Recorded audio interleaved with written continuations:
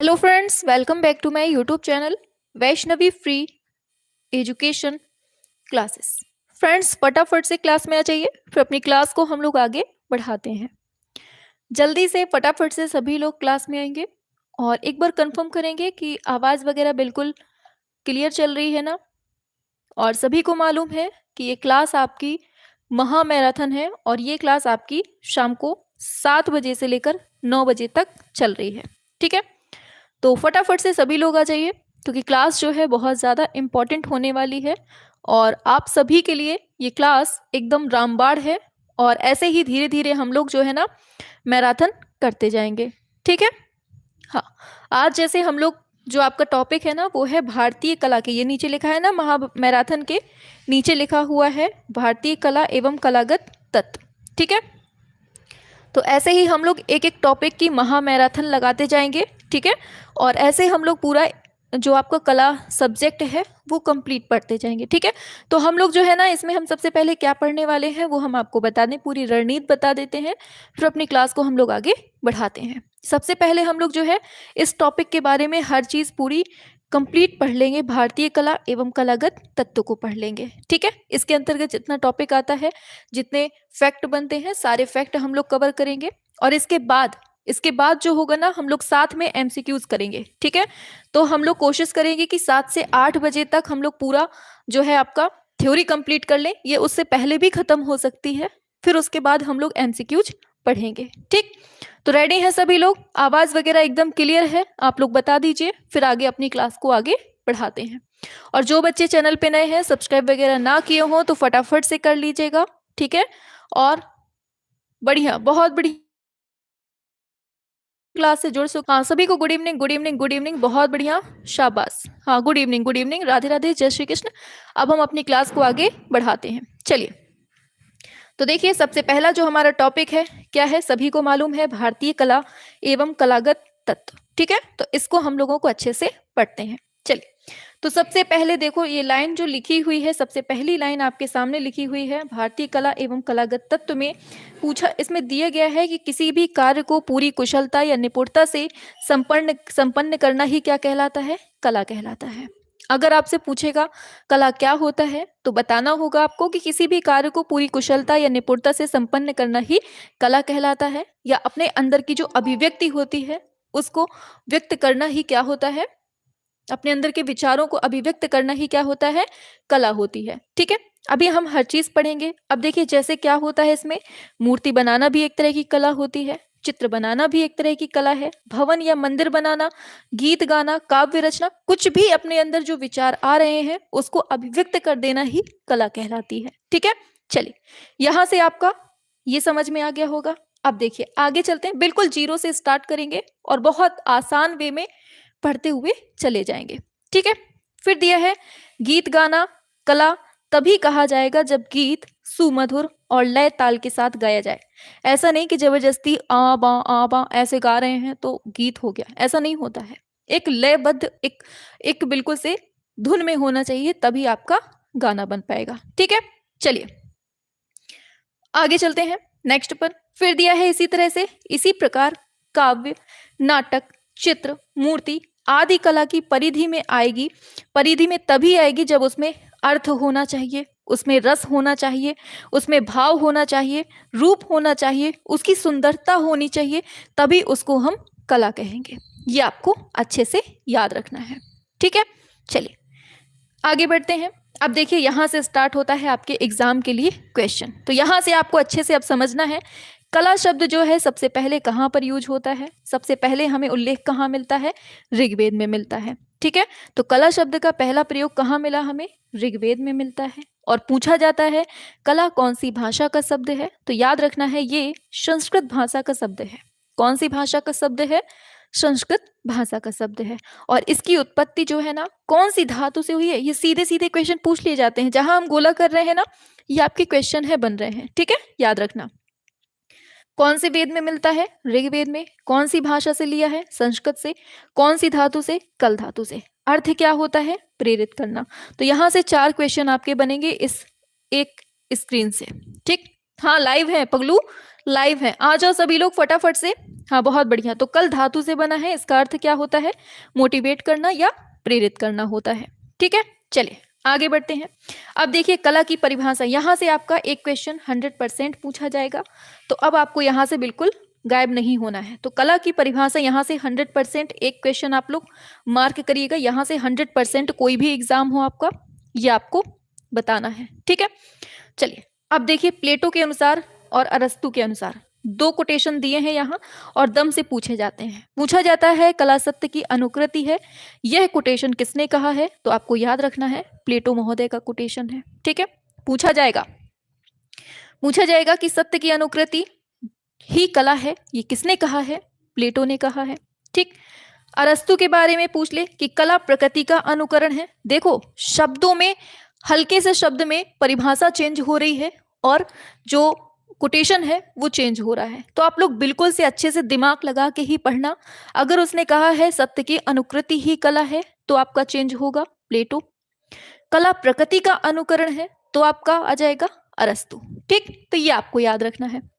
हाँ, आगे चलते हैं, फटाफट से आ जाइए, फटाफट से एकदम स्पीड में, और जितना हम पढ़ा दें यहाँ पे अच्छे से पढ़ लेना। और अभी हम लोग थ्योरी पढ़ रहे हैं, उसके बाद हम लोग एमसीक्यूज भी करेंगे। ठीक, चलो अब फ्राइड के अनुसार देखिए, फ्राइड ने जो है दमित वासनाओं की बात की हुई है, मतलब इन्होंने सेक्सुअल लाइफ को ही सबसे सर्वश्रेष्ठ माना है। बस इनकी ये चीज है, इन्होंने कहा है कला दमित वासनाओं का उभरा हुआ रूप है। मतलब इनका कहना था ना कि जैसे किसी के मन में बलात्कार करने का भाव उत्पन्न होता है, तो वो क्या करता है कि वो मतलब कि समाज में कुकृत्य करने की बजाय अगर वो उसी को पेन कॉपी लेकर, उसको जो मन में उसके भावना आ रही है, अगर वो उसको पेन की सहायता से, मतलब पेन और कागज की सहायता से अगर उसको उतार देता है, कोई चित्र बना देता है, गंदा संदा सेक्सुअल लाइफ से रिलेटेड चित्र बना देता है, तो उसकी भावना वहीं पर समाप्त हो जाएगी चित्र बनाकर। तो इससे समाज में जो कुकृत्य हो रहे हैं उससे बचा जा सकता है। उनका कहना केवल ये था, फ्राइड साहब का। ठीक है, ये था इनका कहना। क्रोचे की बात करें, क्रोचे क्या कहते हैं कि हर एक महान कला ईश्वरीय कृति के प्रति मानव आह्लाद की अभिव्यक्ति है। इनमें से कोई भी कोटेशन आता है तो आपसे बन जाएगा, बताइए क्रोचे ने क्या कहा? हर एक महान कला ईश्वरीय कृति के प्रति मानव आह्लाद की अभिव्यक्ति है। फ्राइड ने क्या कहा है? कला दमित वासनाओं का उभरा हुआ रूप है। और अरस्तु और प्लेटो ने क्या कहा है? प्लेटो ने कहा है कला सत्य की अनुकृति है, और अरस्तु ने कहा है कला प्रकृति का अनुकरण है। यहां तक क्लियर हो गया सभी को? आगे बढ़े, चलिए। तो यहां क्रोचे तक हमने बता दिया, अब टॉलस्टॉय की बात आती है। अब टॉलस्टॉय को पढ़ो।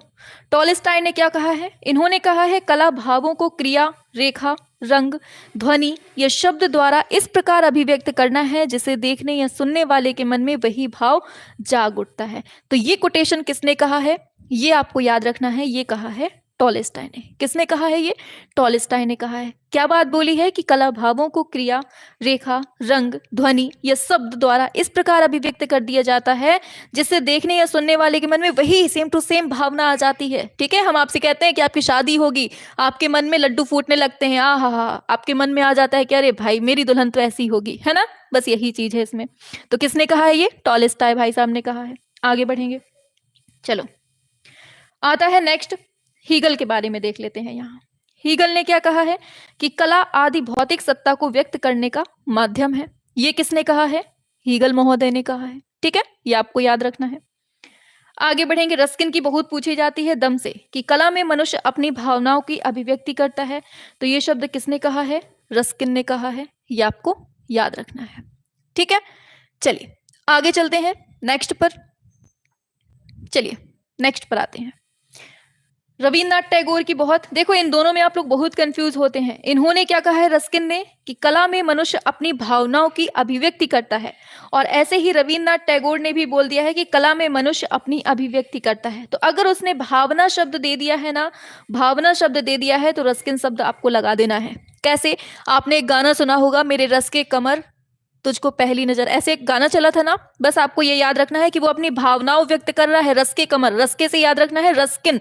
ठीक है, तो वो अपनी भावनाओं को व्यक्त कर रहा है, रस के कमर। ठीक है, और यहाँ पर रविन्द्रनाथ जो टैगोर है ना, इन्होंने कोई भावना व्यक्त नहीं की है, ये शांत स्वभाव के थे। ठीक, ऐसे आपको यहाँ से ट्रिक बना के याद रखना है।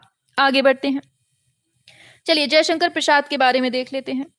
चलिए जयशंकर प्रसाद के अनुसार क्या है कि ईश्वर की कर्तव्य शक्ति का संकुचित रूप चलिए आ जाइए, पूरा समझ में आ रहा है ma'am, wow very good.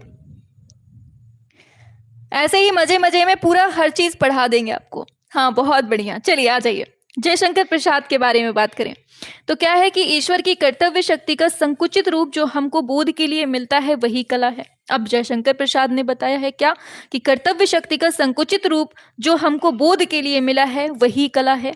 Shankar ji हैं, भगवान जी हैं, अब जो हमें देंगे हमें लेना पड़ेगा, ठीक है, उसी में हमें बोध मनाना पड़ेगा। तो बस आप लोग ऐसे ही याद कर लीजिए शंकर जी के बारे में, ठीक है। जयशंकर प्रसाद का हो गया। मैथिली शरण गुप्त ने क्या कहा है कला के बारे में? इन्होंने कहा है कि अभिव्यक्ति की कुशल शक्ति ही तो कला है जो अपूर्ण कला की पूर्ति है। मोस्ट इंपॉर्टेंट, ये भी क्वेश्चन पूछा जाता है, हो सकता है कि ऐसे पूछ ले तो आपको बन जाना है, ठीक है। आगे बढ़ते हैं नेक्स्ट पर। नीत्शे के बारे में इनकी भी पूछी जाती है। नीत्शे के बारे में पूछा जाता है कि इन्होंने क्या कहा है कला के बारे में, ठीक है।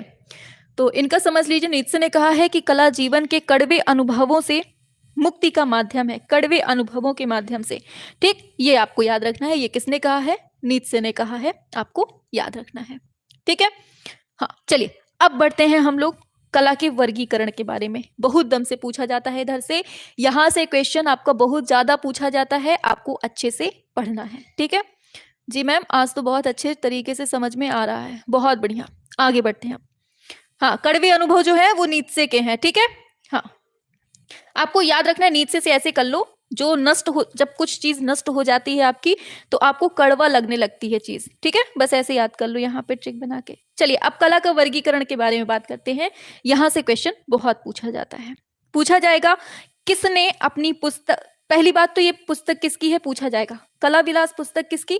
क्षेमेंद्र की है। इसमें किसने मतलब कलाओं के वर्गीकरण की बात की है तो किसने की है? क्षेमेंद्र ने की है। अब यहां से क्वेश्चन बहुत पूछा जाएगा, कौन सी पुस्तक में क्षेमेंद्र ने जनोपयोगी कलाओं की बात हुई है? तो किसमें, कौन सी पुस्तक में? कला विलास में। और कितनी जनोपयोगी कला बताई है? जनोपयोगी 64 बताई हैं। 64 सुनारों की कला बताई है, 64 वैश्याओं की कला बताई है, और 10 भेषज कलाएं, और 16 कायस्थों की, 100 सार कलाएं, और 32 धर्म अर्थ काम मोक्ष संबंधी कलाओं का वर्णन मिलता है। तो आपको कैसे याद रखना है? जनोपयोगी और सुनार और वैश्या, इन तीनों की 64 कलाएं बताई हैं। कितनी? कौन कौन सी? जनोपयोगी, सुनारों की और वैश्याओं की, ये तीनों की कितनी कलाएं हैं? 64 कलाएं हैं। और 10 कैसी हैं आपकी? भेषज कलाएं हैं। और 16 कैसी हैं आपकी? कायस्थ हैं। और 100 जो है वो सार कलाएं हैं, 100 से 100 और 100 से सार, ठीक है। क्या हो गया, नेटवर्क की समस्या आ रही है क्या? चलिए आ जाइए। तो ये आपको याद रखना है, ठीक है। ये कलाएं आपसे पूछी जाती हैं, दम से पूछी जाती हैं। आगे बढ़ते हैं नेक्स्ट पर। अब कला का वर्गीकरण जो है ना, हम 2 टाइप से बांटते हैं। 2 बिंदुओं के आधार पर कला का वर्गीकरण किया है। पहला है आपका उपयोगी कला, दूसरा है ललित कला। उपयोगी कला क्या होती है?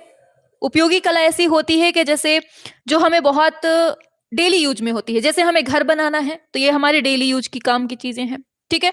खाना बनाना है तो खाना भी हम खाने के लिए, अपने उपयोग के लिए बना रहे हैं, तो वो चीज उपयोगी कला है, ठीक है। चलिए दूसरा है आपका ललित कला। ललित कला जुड़ी होती है अपनी भावनाओं से। जैसे हम डांस कर रहे हैं तो वो भी हमारे अंदर की एक भावना है।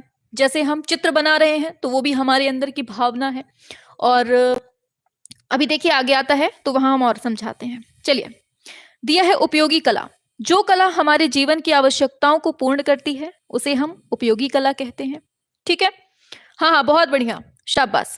अब देखिए इसमें एग्जाम्पल दिया है, जैसे एग्जाम्पल दिया है आभूषण निर्माण। तो आभूषण हमारे डेली यूज के होते हैं। रंगाई करना, छपाई करना, पुताई करना, बढ़ईगिरी करना, ये सब जो व्यवसायिक कलाएं होती हैं ना, ये जो हम व्यवसाय वाला काम देखते हैं, वो सब आपकी उपयोगी कला में आती हैं, ठीक है। और इस कला से हमें भौतिक सुख प्राप्त होता है। अब बताओ, आपके पति आपके लिए बढ़िया गले में हार ले आए सोने का, आप तो तुरंत फटाफट से खुश हो जाएंगी, है ना। तो वही है आपकी उपयोगी कला, ठीक है। ये भौतिक सुख देती है। आगे दूसरे नंबर पे आता है ललित कला की बात करते हैं। दूसरे नंबर पे आता है ललित कला, ठीक है। ललित कला में क्या होता है कि ललित कलाओं का एकमात्र उद्देश्य होता है केवल मानसिक या आत्मिक आनंद प्रदान, मतलब अंदर से खुशी होती है इसमें। जैसे हम डांस कर रहे हैं तो हमें अंदर से ही खुशी होगी, ठीक है, कोई बाहर से हमें खुशी लाकर नहीं दे रहा है, ठीक। अब देखिए ललित कला के जो है ना प्रकार, वो 5 प्रकार में बांटी जाती है। किसने बांटा है, फटाफट से बताइए, ललित कला को किसने बांटा है, ये बताइए आप लोग फटाफट से। ये जो 5 प्रकार में बांटा है ललित कला को, किसने बांटा है ये बताइए, फटाफट बताएंगे सभी लोग। हाँ बहुत बढ़िया, शाबाश, हीगल महोदय ने, बहुत अच्छा। तो हीगल जो महोदय है ना, इन्होंने 5 भागों में ललित कला को बांटा है, ठीक है, वो अभी आगे देखेंगे हम लोग। अब कौन कौन सी 5 भाग हैं, चित्रकला है, मूर्ति कला है, वास्तुकला है, ठीक है, फिर दिया है संगीत कला है और काव्य कला है, ठीक है, आपको ये चीज याद रखनी है। हाँ बहुत बढ़िया, चलिए आगे चलते हैं। अब देखिए चित्रकला के बारे में। अब देखो हमने 5 भागों में तो इनको बांट दिया, कौन कौन सा, चित्रकला, मूर्तिकला, वास्तुकला, संगीत कला और काव्य कला। ये 5 भागों में किसने बांटा है, हीगल महोदय ने बांटा है, आपको याद रखना है, ठीक है। अब देखिए, हाँ अभी आएगा, काव्य कला सर्वश्रेष्ठ माना है, बहुत बढ़िया, वास्तुकला को निम्न, वेरी गुड, बहुत बढ़िया, ठीक है। चलो यहीं पर बता देते हैं, काव्य कला जो है ना इसको श्रेष्ठ माना है, ठीक, काव्य कला को क्या माना है, श्रेष्ठ माना है, और वास्तुकला को निम्न माना है। शाबाश, चलिए आगे बढ़ते हैं, ठीक है। अभी आगे बढ़ेंगे ना तो वहां और अच्छे से आएगा समझ में। चलिए चित्रकला की बात करें। हाँ बहुत बढ़िया, चलिए चित्रकला की बात करते हैं। तो दिया है, चित्रकला मनोभावों तथा विचारों को अत्यधिक स्पष्ट करने में सक्षम होती है। इसका आधार क्या होता है, रंग और ब्रश होता है। आधार पूछा जाता है, जहां हम गोला कर दें वहां समझ लेना कि यहां से क्वेश्चन बनेगा, ठीक, ये आपको याद रखना है। तो क्या है, चित्रकला का आधार क्या होता है, रंग और ब्रश होता है। आगे बढ़ेंगे, अब आता है मूर्तिकला। तो मूर्तिकला में आपको क्या पढ़ना है, इसके अंतर्गत किसी वस्तु का रूप, रंग, आकार आदि निर्मित किया जाता है और यह कला उत्कृष्ट मनोभावों को व्यक्त करने में सक्षम होती है। इसका आधार क्या होता है, पाषाण तथा पत्थर के औजार होते हैं। ये याद रखना, ये पूछा जाता है मूर्तिकला का आधार क्या है, ठीक, ये आपको याद रखना है। इसमें बताने की जरूरत नहीं है, मूर्तिकला में क्या होता है, मूर्तियां बनती हैं, चित्रकला में चित्र बनते हैं, आधार पूछा जाता है इधर से, बस ये आपको याद रखना है इधर पे, ठीक। आगे वास्तुकला में बात करें तो वास्तुकला के अंतर्गत भवन, चर्च, मंदिर, मस्जिद, बांध, पुल, इन सब का निर्माण होता है। इसका आधार क्या होता है, चूना तथा मिट्टी होती है। पूछा जाएगा चूना तथा मिट्टी कौन सी कला का आधार है, तो ये आपको याद रखना है, वास्तुकला का आधार है। समझ में आ रहा है ना सभी को। आगे बढ़ते हैं, वास्तुकला हो गया, अब आते हैं संगीत कला में। संगीत कला में क्या होता है कि संगीत कला के द्वारा व्यक्त भाव अत्यधिक सूक्ष्म, स्पष्ट तथा हृदयग्राही होते हैं। इसका आधार क्या होता है, स्वर तथा नाद होता है। पूछा जाएगा स्वर तथा नाद किसके, कौन सी कला के आधार है।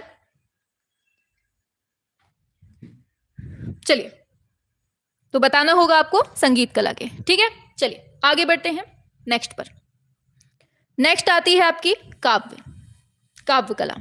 दिया है, इस कला में स्वर तथा व्यंजन दोनों का ही उपयोग होता है और इस प्रकार इसका प्रभाव चिरस्थायी होता है। ये आपको तीनों याद रखने हैं, इसमें जो पॉइंट दिए हैं ना, इसमें स्वर तथा व्यंजन दोनों का ही प्रयोग होता है और ये जो प्रभाव होता है इसका चिरस्थायी होता है। इस कला का आधार पूछा जाता है, शब्द और अर्थ है। तो काव्य कला का जो आधार होता है वो क्या होता है, शब्द और अर्थ होता है, ठीक, ये आपको याद रखना है।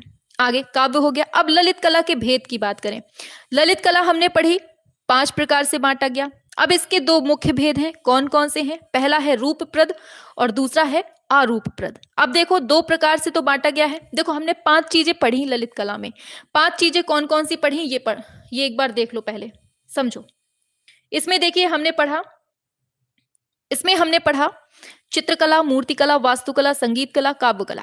अब ये बताओ चित्रकला को हम देख सकते हैं कि नहीं देख सकते हैं, आप लोग खुद से बताइए। चित्रकला को हम देख सकते हैं, छू सकते हैं कि नहीं छू सकते हैं, बताइए। चित्रकला को हम छू सकते हैं, मूर्ति को हम छू सकते हैं, वास्तुकला को भी छू सकते हैं, लेकिन क्या हमें ये बताइए संगीत को हम छू सकते हैं या काव्य, कोई कविता है तो क्या हम उसको टच कर सकते हैं, उसको केवल भावों के द्वारा हम ग्रहण कर सकते हैं, है ना। तो इसको हम छू नहीं सकते, ना संगीत को ना ही काव्य को। तो जिस चीज को हम नहीं छू सकते हैं वो आपकी अरूप हो जाएगी, अरूपवादी, या इसी को कहते हैं अमूर्तवादी, क्या कहते हैं, अमूर्तवादी कला हो जाएगी। और जिसको हम छू सकते हैं वो आपकी रूपप्रद कला हो जाएगी। क्या हो जाएगी, रूपप्रद कला हो जाएगी। तो 3 आपकी जो मिलेंगी रूपप्रद में आ जाएंगी और बाकी की जो 2 बचती हैं वो अरूपप्रद में आ जाएंगी। हाँ, डोंट टच बिल्कुल सही है, नहीं छू सकते, बहुत बढ़िया, शाबाश। तो यहां से आपको समझ में आया। अब यही चीज हम आगे बताते हैं। तो ललित कला के भेद में हमने देखा कौन कौन से, रूपप्रद और अरूपप्रद। अब इसमें कैसे कैसे क्या है इसको देखिए। रूपप्रद में हमने क्या पढ़ा, इसके अंतर्गत वे कलाएं आती हैं जिनका चाक्षुष रूप होता है। चाक्षुष का मतलब केवल हम आंखों से देख सकते हैं, केवल हम आंखों से देख सकते हैं प्लस छू सकते हैं। ठीक, ये आपको याद रखना है। अब देखिए जैसे क्या क्या, तो हम चित्रकला को देख भी सकते हैं, छू भी सकते हैं, मूर्ति कला को भी छू सकते हैं, वास्तुकला को भी छू सकते हैं।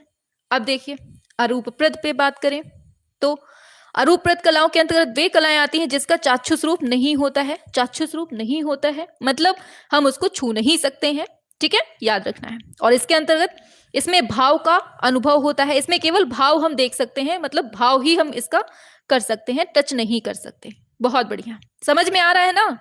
संगीत कला और काव्य कला, तो ये समझ में आ गया। आगे बढ़ते हैं। अब कला के प्रकार देख लेते हैं। कला के प्रकार कितने होते हैं इसको समझ लेते हैं। कला के जो है ना हम कई प्रकार देखते हैं, विभिन्न प्रकार हैं। अब कैसे कैसे हैं उसको भी समझिए। पहले नंबर पे दिया है किसी वस्तु या रूप का निर्माण जिस आधार पर होता है उसी आधार पर कला का प्रकार कहलाता है।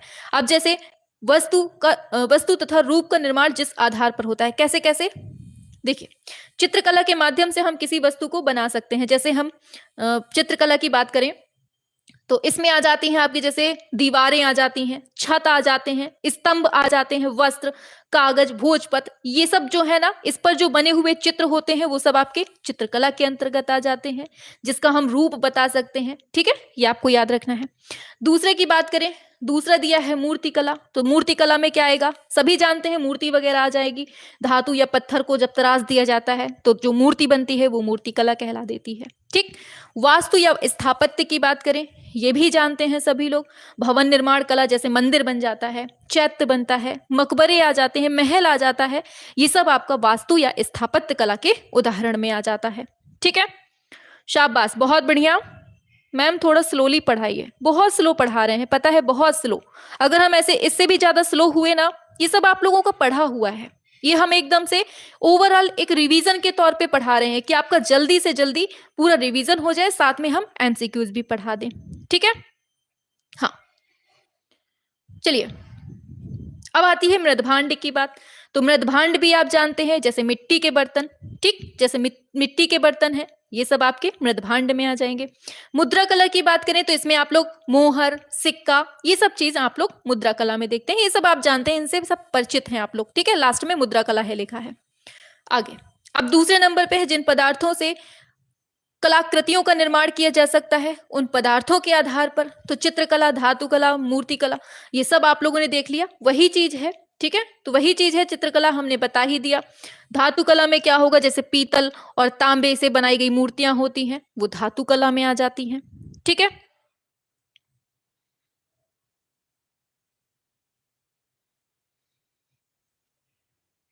देखिए ऐसा है ना कि ये जो आपकी महामैराथन क्लास है हम आपको बता देते हैं। ठीक है, महामैराथन जो ये क्लास आपकी चल रही है ना, वो हम एक दिन में एक टॉपिक ही पूरा कंप्लीट करवाएंगे। अब जैसे ये महामैराथन आज हो गई है तो इसको आप लोग आराम से पढ़िए, 6-7 दिन तक आराम से पढ़िए। फिर 6-7 दिन के बाद फिर एक नई महामैराथन आएगी, उसमें आपका दूसरा टॉपिक होगा। ठीक है, आपको पूरा पर्याप्त टाइम दिया जाएगा कि आप इस मैराथन का दोबारा से रिवीजन कर सकें। ठीक, तो इसका परेशान मत होइए कि मैम एक दिन में नहीं हो पाएगा तो 2 दिन में आप इसको करवाइए। एक ही दिन में एक टॉपिक रहेगा, आपको 6-7 दिन में होगा, तो आप आराम से उसका रिवीजन कर सकते हैं। ठीक है, चलिए। तो धातु कला में आप लोग जानते हैं क्या होता है, चित्रकला बता दिया। धातु में मूर्तियां बनाई जाती हैं, पीतल या तांबे, कांस्य, कुछ भी से। ठीक है, आगे मृतिका कला का क्या होता है, मिट्टी से जो बनाई गई कलाकृति होती है, जैसे खिलौने बना देते हैं हम लोग, है ना, खिलौने बना देते हैं ना छोटे बच्चों के, वो चीज आ जाती है। प्रस्तर की बात करें तो पत्थर से बनाई गई जो आकृतियां होती हैं, आप लोग देखते होंगे गौरा पत्थर की मूर्तियां बनाई जाती हैं, वही चीज। ठीक, दंत कला की बात करें तो आप लोगों ने देखा होगा कि हाथी के जो दांत हैं तोड़कर उससे मूर्तियां बन जाती हैं, कभी शंकर जी बना दिए जाते हैं, कभी कहीं बहुत तस्करी होती है इन सब चीजों की, तो ये सब आप लोग जानते हैं। ठीक, इसको आप लोग अच्छे से, हाँ मिट्टी का घड़ा भी बनता है, बहुत बढ़िया। आगे अब मूर्ति कला की बात करें। मूर्ति कला अपनी निर्माण शैली के आधार पर कितने प्रकार की होती है? दो टाइप से, एक मूर्ति कला, एक उत्कीर्ण कला। तो मूर्ति कला भी आप जानते हैं कि इसको चारों तरफ से तराश दिया जाता है, फिर उससे मूर्ति बनती है। मूर्ति तो आप लोग जानते हैं, है ना, सभी जानते हैं। उत्कीर्ण की बात करें तो इसमें भी जो पत्थर, चट्टान और इन सबको उकेर कर बनाया जाता है। मतलब कि देखो मूर्ति में क्या होता है ना कि इसको चारों तरफ से उकेरा जाता है, चारों तरफ से मतलब ठोक ठाक के मूर्ति बनाई जाती है, पूरा पत्थर होता है, उसको पूरा एक सांचे में ढाला जाता है, ठीक। लेकिन उत्कीर्ण कला क्या होता है कि एक पत्थर होता है, उस पर हम छोटा छोटा महीन आकृति कर देते हैं, मतलब ये होता है, ठीक है, याद रखना है। और इसी को हम दो टाइप से बांट देते हैं, एक होता है हाई रिलीफ हो जाता है और एक लो रिलीफ हो जाता है। अभी दिया होगा नीचे, ये दिया है, देखो उत्कीर्ण कला क्या होती है? बहुत महीन कला होती है, ठीक, महीन होती है, मतलब एक ही पत्थर में धीमे धीमे ऊपर ऊपर ऊपर ऐसे ऐसे वो कर दिया जाता है। और मूर्ति कला चारों तरफ से होती है। इसी को पता है, ये जो क्या कहते हैं उत्कीर्ण कला है, ये जो उत्कीर्ण कला है ना, इसी को हम दूसरे नाम से भी जानते हैं, अर्धचित्र कहा जाता है। इसे आधी आकृति बनाई जाती है, अर्धचित्र भी कहते हैं इस कला को, अर्धचित्र कला भी कहते हैं, ठीक, याद रखना है। अब देखिए दो टाइप की बनती है इसमें। पहली दी है हाई रिलीफ। हाई रिलीफ में क्या होता है, इसमें गहराई से तराशा जाता है कि बढ़िया अच्छी खासी देखने में लगती है, आप अगर उसको छुएंगे ना तो आपको हाथ में लग भी सकता है, ऐसा होता है हाई रिलीफ में, ताकि आकृतियों में अधिक उभार आ जाए। आप लोग देखते होंगे किसी चीज में कि जैसे लकड़ी का टुकड़ा है, मान लीजिए लकड़ी है, खूब बड़ी सी लकड़ी, उसमें तराश दिया गया, खूब नुकीलेपन से तराश दिया, अगर आप उस पर हाथ फेरेंगे ना तो आपके हाथ में बहुत ज्यादा तेज से लगेगा, ठीक, ऐसा उभार होता है इसमें। और लो रिलीफ में क्या होता है, बहुत कम उभार होता है, अगर आप उसमें ऊपर हाथ फेरेंगे ना तो आपके हाथ में लगेगा नहीं, आपको महीन महसूस होगा, ये चीज होती है लो रिलीफ में, मतलब हल्का सा तराशा जाता है, इसलिए आकृतियों में चपटापन आता है, नाक चपटी हो जाती है, ठीक, ये याद रखना है। हाँ, जैसे 1 रुपए का सिक्का होता है ना, उसमें लो रिलीफ होता है, बहुत बढ़िया एग्जाम्पल दिया है। आगे अब देखिए कला के सडंग या अंग की बात करें, कला के सडंग या अंग की बात करें, इनके बारे में बात करते हैं अब, ठीक है, चलिए, बहुत बढ़िया। चलिए तो अब देखिए यहां से आप लोगों को बहुत इंपॉर्टेंट क्वेश्चन है कि वात्स्यायन ने लिखी है कौन सी पुस्तक? कामसूत्र। कामसूत्र की पुस्तक किसकी है? तो वात्स्यायन की है, ठीक है। इसके तीसरे अध्याय की टीका बहुत इंपॉर्टेंट, इसी के तीसरे अध्याय की जो टीका है क्या नाम है? जयमंगला नाम है। इसको किसने लिखा? यशोधर पंडित ने लिखा है। और इसी में 6 अंग बताए गए हैं कला के। तो पूछा जाता है कामसूत्र की कौन से नंबर का अध्याय है? तीसरे नंबर का। कौन सी टीका है? जयमंगला। किसने लिखी है? यशोधर पंडित ने। कौन सी पुस्तक से लिया गया है? कामसूत्र से। किसने लिखी? वात्स्यायन ने। कितने अंग? 6 अंग। तो यहां से आपके कैसे भी करके घुमा फिरा के पूछा जा सकता है, तो आपसे बन जाना चाहिए। क्लियर? बहुत बढ़िया, शाबाश। चलिए आगे बढ़ते हैं। तो यहां से कला के सडंग और अंग आपने देख लिए इसमें, ठीक है, उसी को कहते हैं अंग, ठीक है। अब 6 अंग हैं, तो 6 के 6 देख लीजिए।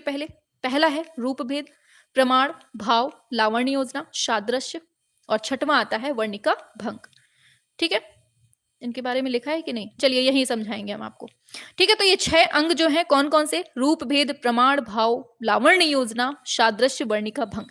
इस कोटेशन को तो 6 भेद ही क्या कहलाते हैं? सडंग के नाम से जाने जाते हैं, तो आपको ये कंफ्यूज नहीं होना है। और ये कोटेशन जो दिया है ना, ये दम से पूछा जाता है। ये कोटेशन जो है किसका है? रूप भेदा प्रमाणानि भाव लावण्य योजनम सादृश्य वर्णिका भंगः इति चित्र सडंगकम। ये कोटेशन पूछा जाता है, किसके द्वारा लिखा गया है? यशोधर पंडित के द्वारा इस कोटेशन को लिखा गया है। आपको ये चीज याद रखना है। अब हमने जो ये 6 अंग देखे हैं, इनके बारे में समझ लीजिए। पहला आता है आपका रूप भेद। पहला क्या आता है आपका? रूप भेद आता है, तो इसके बारे में समझ लेते हैं, ठीक। रूप भेद के बारे में क्या होता है कि रूप भेद के द्वारा ही चित्र की भिन्नता प्रकट की जाती है कि ये कैसा है और ये कैसा है। जैसे एक है सीता, एक है गीता। सीता का आकार कैसा है, चेहरा मोहरा कैसा है, और गीता का चेहरा मोहरा कैसा है, इन दोनों में अगर आप अंतर कर पा रहे हैं ना, जिस भी वजह से आप अंतर कर पा रहे हैं, उसी को हम रूप भेद बोलेंगे। समझ में आ गया आपको?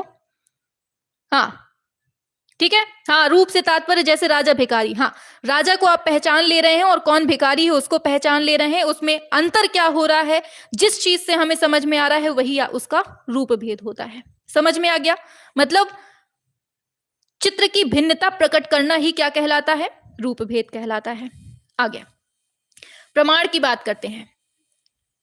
प्रमाण क्या होता है? आप किसी लड़की को देखने गए हैं उसके घर, ठीक है, आप कहेंगे उसकी नाक थोड़ी सी छोटी है, कोई कहेगा उसके कान बहुत हाथी जैसे हैं, मतलब आपने उसका नाप तौल कर दिया कि भैया उसकी नाक जो है ना 2 सेंटीमीटर की है, ठीक। यही आपका प्रमाण है कि किसी चित्र की लंबाई, चौड़ाई, मोटाई, दूरी का पता करना ही क्या है? प्रमाण कहलाता है। ये आपको याद रखना है। हाँ, अनुपात इसी में आ जाता है कि आपने अनुपात बता दिया कि उसकी आंखें टेढ़ी हैं हाँ, आंख टेढ़ी है, बिल्कुल। तो ये होता है आपका प्रमाण। आगे बढ़ेंगे। तीसरा नंबर आता है भाव की बात करते हैं। भाव क्या होता है? तो भाव क्या है कि किसी चित्र को देखकर किसी लड़की को, मान लो आप लड़की देखने गए हैं, चलो वहीं का एग्जाम्पल उठाते हैं। लड़की देखने गए हैं, अब भैया उस लड़की को देखकर आपके मन में दिल की घंटी बज गई, बस वही है भाव। क्या है? आपको पसंद आ गई तो ठीक, नहीं पसंद आई तो बुरा भाव आ गया। वही चीज है कि आप किसी चित्र को देख रहे हैं, उस चित्र को देखकर आपके मन में जो अनुभूति हो रही है, जो उत्पत्ति हो रही है, वही आपका भाव हो जाएगा, ठीक। आगे बढ़ते हैं नेक्स्ट पर। 3 हो गया, चौथा आते हैं लावण्य योजना। लावण्य योजना क्या है? आप भा जाते हैं किस चीज में? बाहरी सुंदरता में, कि यार ये लड़की तो बड़ी सुंदर है भाई, बिल्कुल गोरी गोरी है, तो बस यही है लावण्य योजना। इसी लावण्य योजना में ही आप लोग भा जाते हैं। मतलब जो लावण्य योजना होती है ना, वो बाह्य सुंदरता होती है। आप लोग आंतरिक गुण नहीं देखते हैं, बाह्य गुण देख लेते हैं, और वही आपकी लावण्य योजना होती है। ये आपको याद रखना है, ठीक है। हाँ, बहुत बढ़िया, शाबाश। तो ये लावण्य योजना हो गया। 5वें पे आते हैं सादृश्य की। मतलब आप लोग क्या करते हैं जब लड़की देखने जाते हैं, तो आप लोग क्या करते हैं? उस लड़की को देखते हैं और अपनी एक्स को देखते हैं कि इनमें क्या समानता है। जैसे हमारी एक्स हमको संभाल रही थी, क्या हमको सामने वाली संभाल पाएगी कि नहीं संभाल पाएगी? समानता करते हैं ना, बस वही चीज समानता है।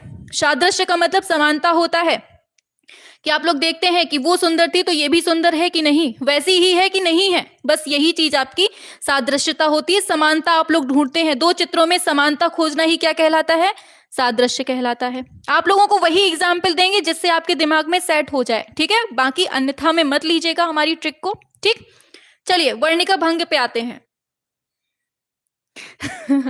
हाँ, वही लावण्य में बह जाते हैं। हाँ बिल्कुल, चलो आगे। चलो वर्णिका भंग में आते हैं, वर्णिका भंग में आते हैं, ठीक है, चलो आ जाओ चलिए, शाबाश। चलिए वर्णिका भंग में आते हैं। वर्णिका भंग में क्या होता है? चलिए मान लीजिए आपने किसी लड़की का चित्र बनाया है, ठीक है। अब कोई लड़की ने कहा आपसे कि भैया हमारा चित्र बना दो, तो भैया कह दिया उसने, तब तो आप गुस्से आ गए कस के। तो जहां आप गोरी लड़की थी वहां आपने करिया कर दिया उसको चित्र में, है ना।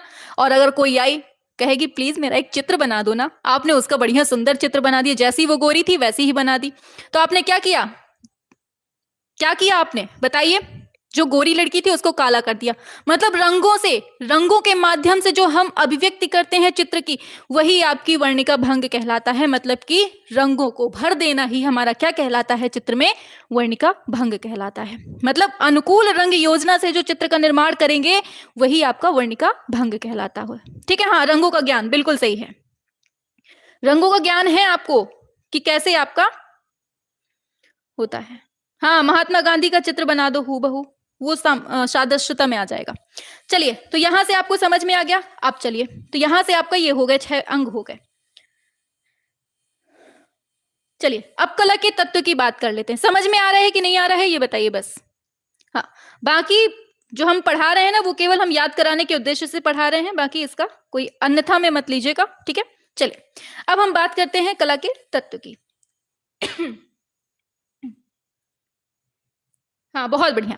अब हम आते हैं कला के तत्व की बात करते हैं। कितने तत्व हैं? षडंग हमने पढ़े, कितने अंग कितने पढ़े हमने? 6 पढ़े, क्योंकि 6 है इसलिए हम उसको षडंग बोल देते हैं। क्लियर।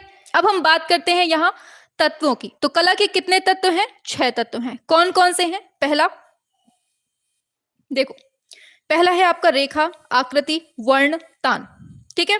फिर है वयन, अंतराल। तो ये 6 तत्व जो हैं कौन है? ये 6 के 6 तत्व आपको याद करने हैं। रेखा, रेखा, आकृति, वर्ण, तान, वयन, अंतराल, ये आपको याद रखना है, ठीक है। चलिए अब हमने रेखा मतलब कि ये तत्व पढ़ लिए हैं, अब हम एक एक करके देखते हैं, ठीक है। तो सबसे पहले हम लोग पढ़ेंगे रेखा के बारे में।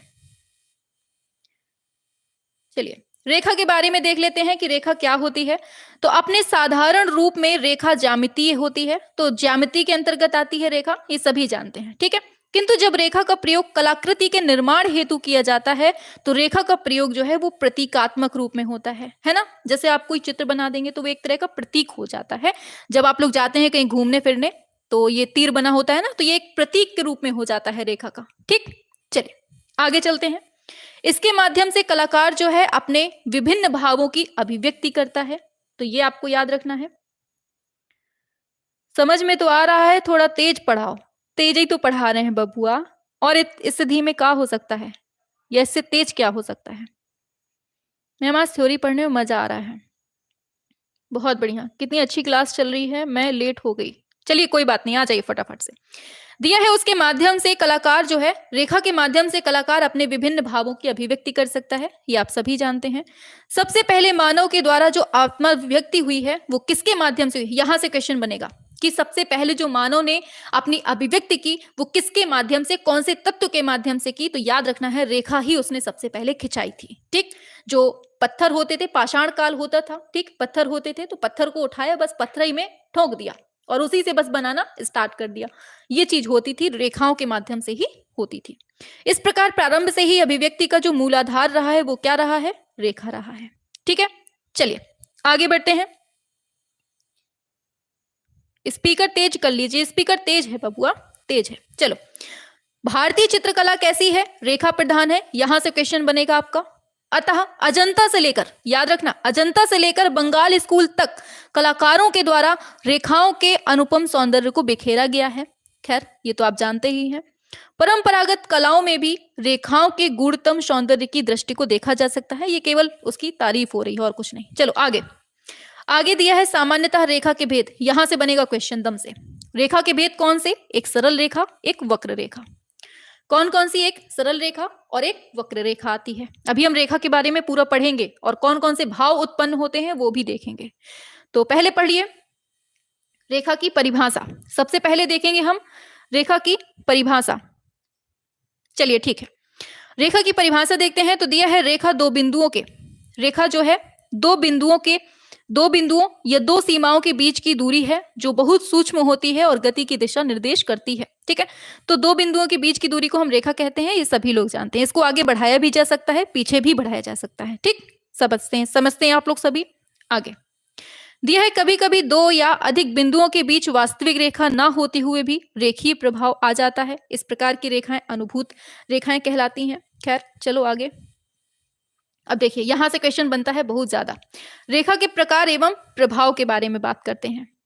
हाँ सभी के लिए इंपॉर्टेंट है ये, चाहे आरपीएससी हो, बीपीएससी हो या यूपी का टीजीटी पीजीटी एलटी हो, चाहे यूके एलटी हो, TSSB, सभी के लिए आपको याद रखना है, ठीक है। हाँ बहुत बढ़िया। अब देखो रेखा के प्रकार और प्रभाव की बात करते हैं, यहां से क्वेश्चन बहुत बनता है। दिया है रेखाओं का अपना एक प्रतीकात्मक महत्व रहा है, किसी भी प्रकार की रेखा अपना अस्तित्व रखती है तथा उसमें एक अर्थ निहित होता है। खैर ये केवल तारीफ है उसकी। अब यहां से बनेगा क्वेश्चन। दिया है सीधी लंबवत रेखा कैसी होती है, तो ये तो केवल सीधी सीधी बात हो रही है, तो आप सभी जानते हैं, ऐसे कर दीजिए या ऐसे खड़ा खड़ा कर दीजिए, तो ये सीधी लंबवत रेखा होती है, ठीक, याद रखना है। सीधी लंबवत दिया है ना, तो ऐसे ऐसे होगी, खड़ी खड़ी ऊपर। प्रभाव क्या होता है, ये जो खड़ी लाइन हम देख रहे हैं ना, ये जो हम खड़ी लाइन देख रहे हैं, इसका मतलब क्या होता है, इसको समझिए। इस रेखा का मुख्य प्रभाव होता है आकांक्षा, आकांक्षा होता है, गौरव होता है, स्थायित्व होता है, शाश्वतता होता है। मतलब आपको कहीं अगर खड़ी लाइन दिख रही है ना, तो समझ लेना भैया ये डंडा है, ये डंडा है उस प्रधानाचार्य का डंडा जो हमें मार मार के पढ़ा पढ़ा के आज हमें टीजीटी की तैयारी करने पर ले आया है, ठीक है। अगर छोटे से ये डंडा ना पड़ा होता ना, तो हम लोग आज यहाँ पे नहीं होते, हम लोग वहीं कहीं डले होते, ठीक है। हाँ चलिए, तो डंडा का याद रखना है, ये डंडा है प्राचार्य का डंडा जिसने हमें आकांक्षा दी, गौरव प्रदान किया, स्थायित्व दिया, शाश्वतता मतलब लगातार चलने की प्रेरणा दी। क्लियर हुआ, आगे बढ़ते हैं। ये सीधी लंबवत की बात हुई। अब यहां बात करते हैं क्षैतिज रेखा की। क्षैतिज में क्या होती है, ऐसी रेखा होती है, ये ऐसी रेखा होती है लेटी हुई, ठीक है। इस लेटी हुई रेखा का मतलब क्या होता है, लंबवत रेखा को आधार प्रदान करता है। ये लंबवत रेखा जो हमने ऊपर पढ़ी इसको आधार प्रदान करता है। इसका प्रभाव क्या होता है, इस रेखा के मुख्य प्रभाव जो है विश्राम होता है, स्थिरता होती है, शांति, मौन, संतुलन होता है। ठीक है, आप लोग देखते होंगे कि जब आप लोग ट्रैफिक से निकलते हैं तो जो वो होता नहीं है, खड़ा होता है, जो लड़का खड़ा होता है बीच में, या आदमी जो भी खड़ा होता है, वो डंडी दिखाता है, पड़ी लाइन दिखाता है, ऐसे खड़ी लाइन नहीं दिखाता, पड़ी लाइन दिखाता है। इसका मतलब होता है कि रुक जाओ भाई, शांति रखो, स्थायित्व बनाए रखो। ठीक है, वही चीज है कि संतुलन में आने दो, मौन रहो, शांति बनाए रहो, स्थिरता रहने दो, विश्राम रहने दो। ये होती है आपकी क्षैतिज रेखा। ठीक है, ये आपको याद रखना है। हाँ, तो याद रखना है क्षैतिज कैसी होती है। कोणीय की बात करें, तीसरी आती है आपकी कोणीय रेखा। चलिए, कोणीय रेखा कैसी होती है? आप लोग जब छोटे थे तो कोण बनाते थे, ऐसे करके बनाते थे ना कोण, बस यही रेखा है कोण वाली। इसका प्रभाव क्या होता है? व्याकुलता होता है, संघर्ष होता है, आघात होता है, बेचैनी, असुरक्षा, अस्पष्टता। जब बचपन में मास्टर कह देता था कि बेटा 90 अंश का कोण बनाओ, 90 अंश का तो बना लेते थे। अगर उसने कह दिया 137 अंश का कोण बनाओ, तो बस भैया दिमाग फेल।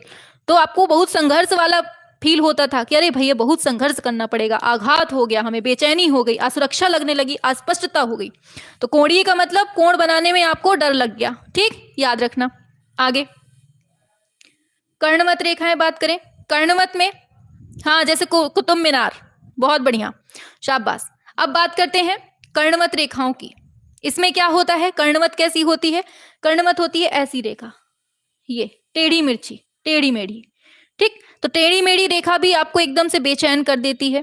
ठीक है, बेचैनी, उत्तेजना, प्रबल स्पंदन, व्याकुलता, ये सब चीजें हमें देखने को मिलती हैं। आड़ी रेखा को ही हम कर्णवत रेखा कहते हैं। ठीक है, हाँ चलो चलिए आगे बढ़ते हैं नेक्स्ट पर।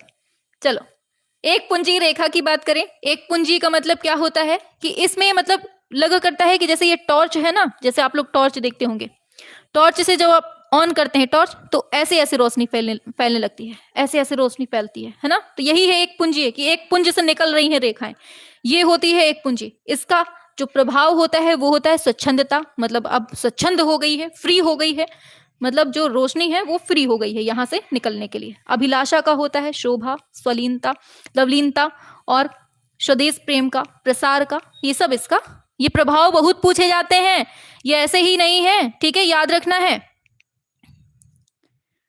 आगे बढ़ते हैं, तो एक पुंजी रेखा हो गई। आगे बढ़ेंगे नेक्स्ट पर, दिया है वर्तुल या चक्राकार रेखाएं। अब ये कैसी रेखाएं होती हैं इसको भी समझिए। वर्तुल कैसी होती है? ऐसी ऐसी, गोल गोल गोल गोल गोल गोल गोल गोल, ये गोल गोल, जैसे आप लोग घूमते रहते हैं ना आजकल, जैसे ये गोल गोल गोल गोल लड्डू की तरीके, बस यही है। ये उत्तेजना बढ़ाती हैं, गति, शक्ति, भ्रम, संघर्ष, इनको दर्शाती हैं। ये है वर्तुल या चक्राकार रेखाएं, इसी को कहते हैं। ठीक है, ये आपको याद रखना है। आगे बढ़ते हैं, छठवीं सातवीं आती है आपकी प्रवाही रेखाएं। प्रवाही रेखाएं कैसी होती हैं? तो ये होती हैं, ये बह रहे हैं भैया, ये मुन्ना भाई बहते चले हुए जा रहे हैं, ये हैं आपकी प्रवाही रेखाएं। ये हमेशा गति को दिखाती हैं, लावण्य को दिखाती हैं, मधुरता को दिखाती हैं, ये हैं आपकी प्रवाही रेखाएं। ठीक, ये आपको याद रखना है। चलिए, हाँ दमदार, हाँ जलेबी बाई, वो जलेबी पीछे निकल गई अपनी। ठीक, वर्तुल वाली। चलिए, तो ये हो गई रेखाओं की बात। अब आते हैं दूसरा, आकृति की बात करते हैं।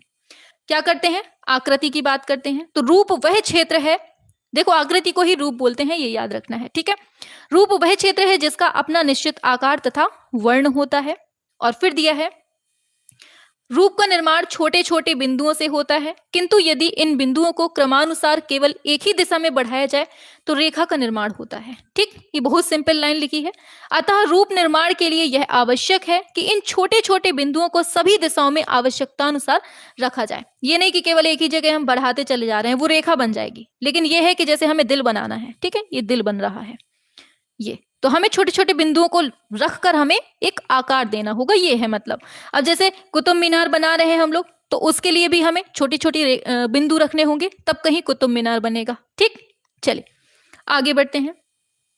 यह बिंदु बिखरी हुई अवस्था में नहीं होने चाहिए, यदि ऐसा होगा तो किसी भी रूप का निर्माण नहीं होगा। ठीक, और रूपों के आकार के आधार पर उन्हें दो भागों में विभक्त किया जा सकता है। कैसे कैसे? पहला आता है सम्मात्रिक रूप, दूसरा आता है असम्मात्रिक रूप। कौन कौन सा?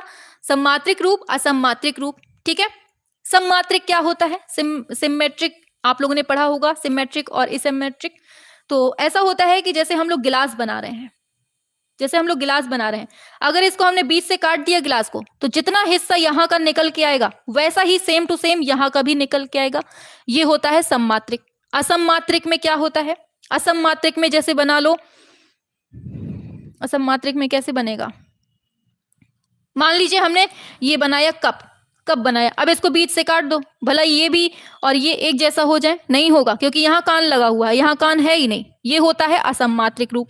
ठीक है, समझ में आ गया? अब देखिए सममात्रिक में क्या होता है, वह रूप जो दाईं और बाईं ओर दोनों ही समान होता है वो मतलब सममात्रिक होता है। जैसे क्या होता है, वृत्त, गोले को हम बीच से काट देंगे, जैसा ये है वैसा ये होगा।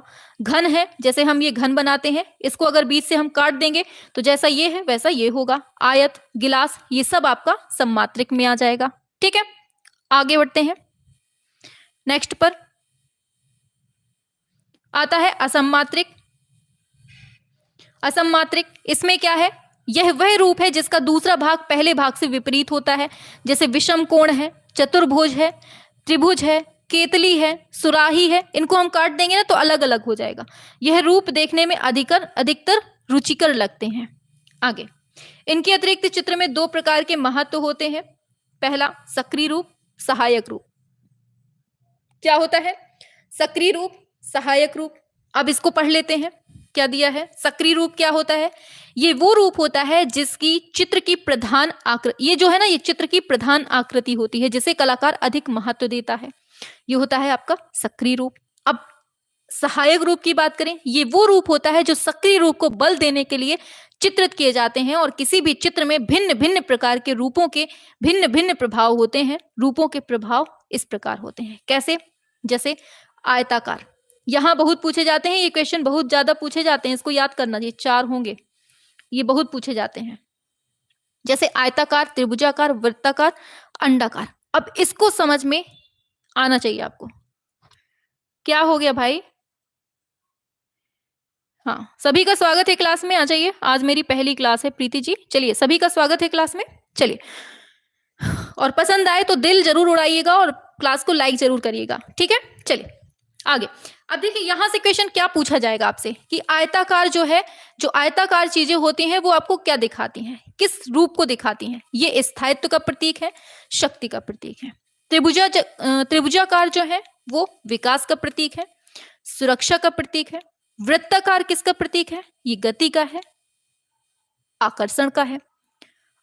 अंडाकार की बात करें, ये लावण्य और सुंदरता का प्रतीक है। तो ये बहुत दम से पूछा जाता है, आपको याद रखना। नहीं, पीडीएफ नहीं मिलेगा आपको, केवल ये क्लास पढ़ लेनी है। ठीक है, चलिए।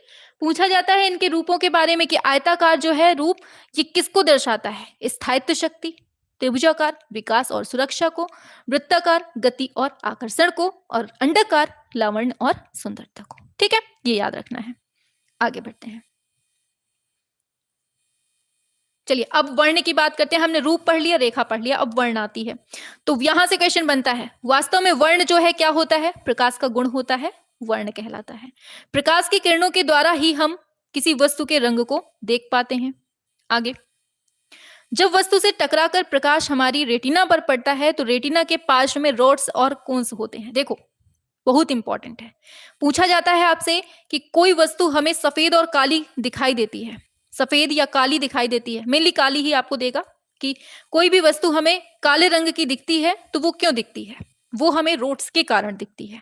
और कलरफुल कोई भी, नारंगी, पीली, लाल, गुलाबी, हरी, कोई भी रंग की दिखती है या कलर्ड दिखती है तो वो किसकी वजह से दिखती है? वो हमें कोन्स की वजह से दिखती है। का से कोन्स, का से कलर याद रखना है, बाकी रोड्स आप समझ जाएंगे काले की।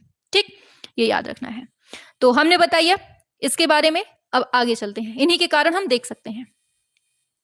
दिया है मुख्य रंग कौन से होते हैं? लाल, पीला, नीला माने जाते हैं, जो स्वाभाविक रूप से प्राप्त होते हैं तथा अन्य रंग के मिश्रण से प्राप्त नहीं होते हैं। ये भी याद रखना है।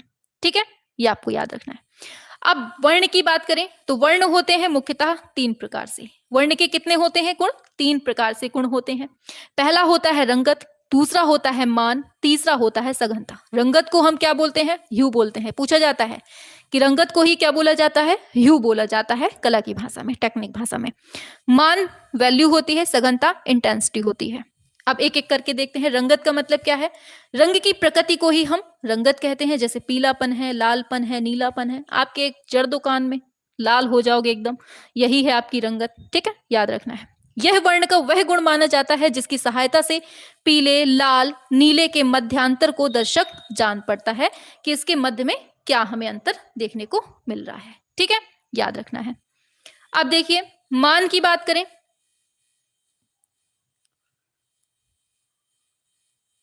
आगे चलते हैं। रंगत हो गया, मान की बात करते हैं।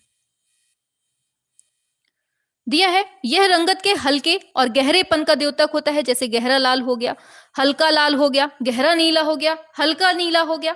ठीक है, ये होता है। यदि किसी रंग में सफेद रंग मिला दिया जाता है तो उस रंग का मान बढ़ जाता है। यहां से क्वेश्चन दम से पूछा जाता है और लिख कर ले लो, यहां से पूछा ही जाएगा। ठीक है, ये याद रखना है। हाँ हाँ, बहुत बढ़िया, कूल क्लास। चलिए, तो क्या है कि यदि किसी रंग में सफेद रंग मिला देते हैं तो उस रंग का क्या बढ़ जाता है? मान बढ़ जाता है। और यदि उसमें काला मिला दिया तब तो भैया उसका मान कम हो जाएगा। ठीक है, याद रखना है। इस प्रकार सफेद और काले की मात्रा किसी एक रंग में मिलाकर एक ही रंगत के विभिन्न मान प्राप्त किए जा सकते हैं। ठीक है, उसमें सफेद मिला दोगे तो थोड़ा सा बढ़ जाएगा उसका मान, मतलब दमदमाने लगेगा। ठीक, मान हो गया। सघनता की बात करें, यह रंग की शुद्धता का परिचायक होता है। जिसका अधिक वर्ण शुद्ध होगा उतना ही उसका घनत्व होगा। यहां से दम से पूछा जाता है, जितना वर्ण शुद्ध होगा उसका क्या होगा? घनत्व अधिक होगा, मतलब उतना ही उसका घनत्व होगा। क्या होगा? ऐसे दे देगा। तो याद रखना है, अधिक घनत्व वाले वर्ण कैसे होते हैं? चमकदार होते हैं। तथा मिश्रित वर्णों वाले जो सघनता होती है उनकी कम होती है। किसी भी वर्ण में तटस्थ रंग या धूमिल रंग मिलाकर वर्ण की सघनता को कम किया जा सकता है। यहां से हर लाइन से एक क्वेश्चन बनेगा आपका। अब आप लोग पढ़ना है आपको तो अच्छे से पढ़ लेना है। ठीक है, हाँ, बहुत बढ़िया। अब काली कलूटी बिटिया आ जाएगी तो उसका मान तो घट ही जाएगा आपकी नजरों में, है ना? बढ़िया सुंदर गोरी सी आ जाएगी तो भैया आए है दमदमा जाएंगे आप, तो कहेंगे हमें तो पसंद है भैया, मम्मी अब सीधे ले चलो मंडप में, है ना? चलो, अब वर्ण भेद की बात करते हैं। वर्ण भेद में क्या होगा इसको समझिए। चलिए, शाबाश, बहुत बढ़िया। वर्ण भेद की बात करते हैं तो सबसे पहले आता है मुख्य वर्ण या प्राथमिक वर्ण आता है, जिसे हम प्राइमरी कलर्स बोलते हैं। ठीक है, क्या आगे बढ़ते हैं। दिया है मुख्य वर्ण। मुख्य वर्ण कौन है? वे हैं जो किसी मिश्रण के द्वारा प्राप्त नहीं किए जाते, जो अपने आप में ही मूल बने रहते हैं, वही आपके मुख्य होते हैं। जैसे लाल, पीला, नीला, ये आपके कौन है? मूल वर्ण है, प्राथमिक वर्ण है। ये वर्ण पूर्णतः शुद्ध होते हैं, इनका अपना अस्तित्व होता है, ये किसी के साथ मिलते नहीं हैं। ये मुख्य रंगतें पदार्थ की होती हैं। पदार्थ की 3 मुख्यतें बहुत पूछी जाती हैं। पदार्थ की कौन सी हैं ये आपको याद रखना है। पेपर की डेट अभी नहीं आई है, जब भी आएगी लेकिन बनेगा यहीं से प्रश्न। ठीक है, मैम थोड़ा तेज पढ़ाइए, श्रद्धा बहुत पिटाई लगेगी, इतनी तेज पढ़ा रहे हैं, अभी भी इन्हें तेज चाहिए। चलिए आगे चलते हैं, आगे बढ़ते हैं नेक्स्ट पर।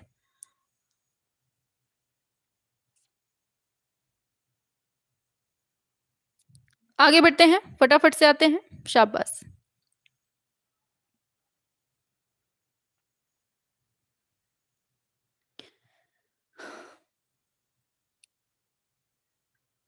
चलिए, शाबाश, बहुत बढ़िया।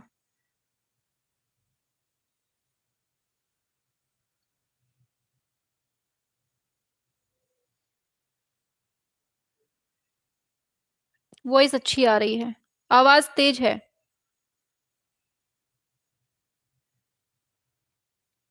Very helpful class.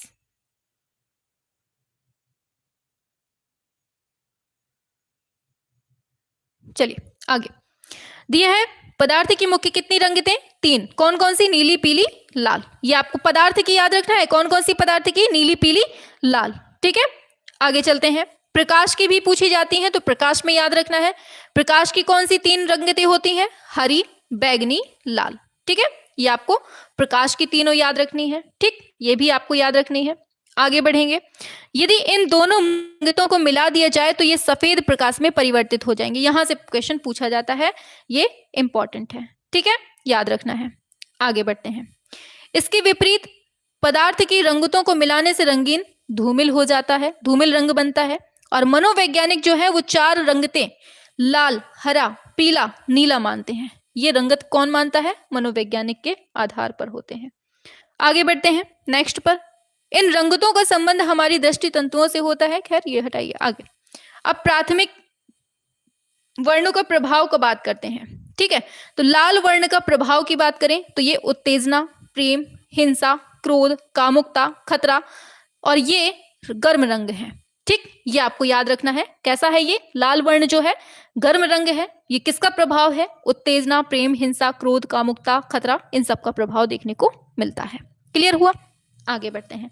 पीले वर्ण का प्रभाव देखें तो प्रसन्नता, प्रफुल्लता, गर्व, प्रकाश, तेज, बीमारी, चमक, ये सब जो है ये भी कर्म वर्ण है। ठीक है, ये सब जो है क्या दर्शाते हैं? पीले रंग का प्रभाव होता है। ठीक है, चलिए आगे चलते हैं।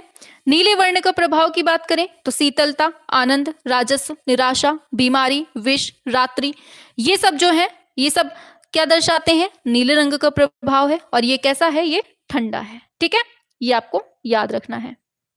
हाँ, गर्म याद रखना है आपको कौन कौन से हैं। ठीक है, चलिए आगे चलते हैं। हाँ, आप लोग पढ़ चुके हैं इस वजह से लग रहा है। द्वितीयक वर्ण की बात करते हैं। अब सेकेंडरी कलर्स कौन से होते हैं? तो किन्हीं दो रंगतों को मिला देंगे ना तो वो द्वितीयक वर्ण में आ जाएगा। ठीक है, याद रखना। अब जैसे कौन कौन से? बैगनी होता है, नारंगी होता है, हरा, ये आपके कौन कौन से हैं? द्वितीयक में आ जाते हैं। ठीक है, बहना करके याद रखना। बा से बैगनी, हरा, नारंगी। तो बैगनी किससे बनता है ये बताओ? तो बैगनी में हमने आपको बताया था, किसी को पता है? बेलन करके हमने बताया था ना आपको ट्रिक। बेलन, बा से बैगनी, ला से लाल, ना से नीला हो जाएगा। ठीक है, याद रखना है। और यहां हमने आपको ट्रिक बताई थी पालना। पा से पीला हो जाएगा, ला से लाल और ना से बनेगा नारंगी। ठीक, ये याद रखना है। और यहां हमने आपको बताई थी पनाह करके। पा से पीला, ना से नीला, हा से हरा बन जाएगा। तो तीनों की ट्रिक आप लोग लिख लीजिए एक बार। यहां पे बेलन है, यहां पर पालना है और यहां पर पनाह। हा से हरा, ना से नारंगी, यहां पे से बैगन, ऐसे बन रहा है। ठीक है, तो ये आपको याद रखना है कि कौन सा रंग कैसे बनता है मिलकर, ये भी याद रखना है। DSSB वालों, ये एक मैराथन आप सभी के लिए है। ठीक है, हाँ, चलिए आगे। द्वितीयक वर्णों का प्रभाव देखें तो बैगनी का क्या प्रभाव होता है? सम्मान, राजसी, मृत्यु, इन सभी का प्रभाव क्या होता है? बैगनी होता है। नारंगी वर्ण का प्रभाव देखें तो ये वीरता, ज्ञान, प्रेरणा, ये सब का रंग होता है और ये गर्म होता है। हरे वर्ण का प्रभाव देखें तो बसंत, सुरक्षा, मनोहरता, प्रजनन, समृद्धि, प्रसन्नता, शीतलता, ये भी ठंडा रंग है। हमने गर्म देखा पीछे, यहां ठंडा देख लिया। ठीक, अब तृतीयक वर्ण की बात करें तो किन्हीं दो द्वितीयक रंगों को मिला देंगे ना तो आपका जो बनेगा वो तृतीयक बन जाएगा। ठीक, जैसे हमने पीछे देखा था, ये हम आपकी ट्रिक बता दें। यहां पर ये पूछा जाता है कि रसेट कैसे बनता है, तो बनारस करके याद रखो। क्या? बनारस, रस से हो जाएगा, रस से हो जाएगा रसेट, और बा से बैगनी और ना से नारंगी। ठीक है, ओलिव की बात करें, ओलिव की बात करें, बहाल, बहाल करके हमने बताया था, बा से बैगनी हो जाएगा, हा से हरा हो जाएगा, आल से ओलिव हो जाएगा। ठीक, आगे बात करें तो नहाकर, हमने यहां बताया था ना नहाकर, तो ना से नारंगी, हा से हरा और कर से याद रखना है सिर, कर से सिर याद रखना है, तो सिरटन हो जाएगा। तो यहां बनारस, बहाल, नहाकर, ये तीनों आपको याद रखना है ट्रिक। ठीक है, ये आपको याद रखनी है। तो यहां तक क्लियर हुआ सभी को? बताइए, मजा आ रही है ना क्लास में? क्यों? चलिए, बहुत बढ़िया, शाबाश। आगे बढ़ते हैं। अब देखिए समीपवर्ती वर्ण कौन से होते हैं? तो समीपवर्ती वर्ण उन रंगों को कहते हैं जिसमें एक श्रेणी या जाति के रंग होते हैं। जैसे पीला है तो पीले से हम नारंगी भी बना सकते हैं। ठीक है, ये बना सकते हैं, पीला नारंगी, नारंगी बना सकते हैं, सभी में पीला रंग उपस्थित होता है, यही समीपस्थ वर्ण होता है। आगे बढ़ेंगे। विरोधी वर्ण कौन सा होता है? आमने सामने के रंग। जैसे पूछा जाता है, जैसे हरे का विरोधी क्या होता है? लाल होता है। ठीक है, नारंगी का क्या होता है? बैगनी होता है। दम से पूछे जाते हैं ये क्वेश्चन। ठीक है, ठीक है, चलिए। और नीले का विरोधी जो होता है वो क्या होता है? पीला होता है, ये आपको याद रखना है। ठीक है, हाँ,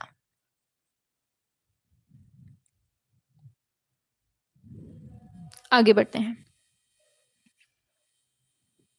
हाँ, बहुत बढ़िया। हल बाप नानी, बहुत बढ़िया, शाबाश। चलिए आगे बढ़ते हैं नेक्स्ट पर।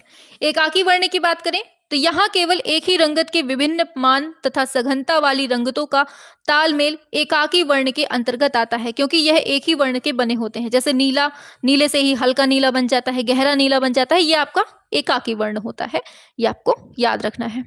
ठीक है, आप जैसे टीचरों की वजह से ही पेपर नहीं हो पा रहा है, पढ़ा रहे हैं यूट्यूब में। अच्छा अंकिता जी, बहुत बढ़िया, आपकी थिंकिंग की वजह से ही नहीं हो पा रहा है पेपर। चलिए तान की बात करें, दिया है तान रंगत के हल्के व गहरेपन को कहते हैं। यह रंगत में सफेद तथा काले के परिणाम का द्योतक है। किसी भी वर्ण में सफेद व काले की मात्रा के अंतर से उसके अनेक तान प्राप्त किए जा सकते हैं, यह आपको याद रखना है। ठीक है, चलिए आगे बढ़ते हैं। तान के बारे में पूछा जाता है, इसके क्या कितने प्रकार होते हैं? तो 3 भाग होते हैं, पहला छाया, दूसरा मध्यम प्रकाश, तीसरा प्रकाश होता है। ठीक है, ये आपको याद रखना है। पहला डार्क होता है, मिडिल टिंट होता है, फिर लाइट होता है। ठीक है, याद रखना। अब देखिए वयन, यहां से बहुत क्वेश्चन बनता है। धरातल का गुण क्या कहलाता है? पोत, इसी को हम वयन बोलते हैं, ये आपको याद रखना है। ठीक है, चलिए आगे बढ़ते हैं, आगे चलते हैं। इसमें हम बनाव भी, इसे हम बुनाव भी कहते हैं, इंपॉर्टेंट है। बुनाव किसको कहते हैं? वयन को कहते हैं, पोत को कहते हैं, और यही धरातल का गुण होता है। ठीक है, अब देखिए पेपर की बात है तो इसमें हम कुछ नहीं कर सकते हैं। जैसा गवर्नमेंट चाहेगी, जैसा आयोग चाहेगा वैसा हो सकता है। हम तो चाहते हैं कि कल ही हो जाए, अगर हमारे हाथ में होता तो हम तो कल ही करवा देते। हाँ ठीक है, चलिए अभी क्वेश्चंस बाकी हैं, परेशान मत होइए, अभी क्वेश्चंस हैं आपके, अभी तो थ्योरी चल रही है, अभी क्वेश्चंस भी आएंगे। ठीक है, भगना नहीं है कहीं। चलिए, प्रत्येक वस्तु में अंतर पोत के माध्यम से ही किया जाता है। धरातल का स्वरूप पृथक पृथक हो सकता है, जैसे खुरदुरा होता है, चिकना होता है, चाक्षुष और अनुभूतिजन, छूकर हम देख सकते हैं, और किसी चीज की हम अनुभूति करके भी धरातल का कर सकते हैं। अब पोत के 3 प्रकार कौन कौन से? प्राप्त होता है, अनुकृत होता है, सृजित पोत होता है। तो ये 3 प्रकार के होते हैं। ठीक है, जैसे हम भित्ति है, कपड़ा है और ताड़पत्र है, इन सबको जब हम टच करेंगे ना तो वो सब चीजें जो होती है ना, ये सब आपकी प्राप्त या कल्पित पोत के अंतर्गत आ जाती हैं, जिसे मानव ने बनाया हुआ है। चलिए चलिए देखिए, प्राप्त में क्या होता है? जिसमें जिसे मानव ने खुद बनाया है, वो वाला धरातल क्या कहलाता है? ये मतलब वो क्या कहलाता है? प्राप्त क्या बोलते हैं? प्राप्त या कल्पित पोत, इसी को बोलते हैं। ठीक, ये याद रखना है इसमें जो बनता है। दूसरे की बात करें, अनुकृत की बात करें, अनुकृत में क्या होता है कि जो द्विआयामी चीजें होती हैं, जो द्विआयामी चीजें होती है ना, उसमें अगर हम किसी चीज को किसी चित्र को बनाते हैं जो उसका धरातल होता है द्विआयामी धरातल, उसी पर जो त्रिआयामी प्रभाव दिखाते हैं ना, उसमें अनुकृत पोत होता है। तीसरा हम बात करें सृजित पोत की, तो सृजित में क्या होता है कि सृजित में होता है कि इसमें क्रियाशीलता दिखाई जाती है। सृजित पोत में क्रियाशीलता दिखाई जाती है। इसमें देखो दिया होगा, नहीं दिया है। चलो अब हम बात करते हैं अंतराल की, स्पेस की बात करते हैं, इसमें स्पेस की बात करते हैं। चलिए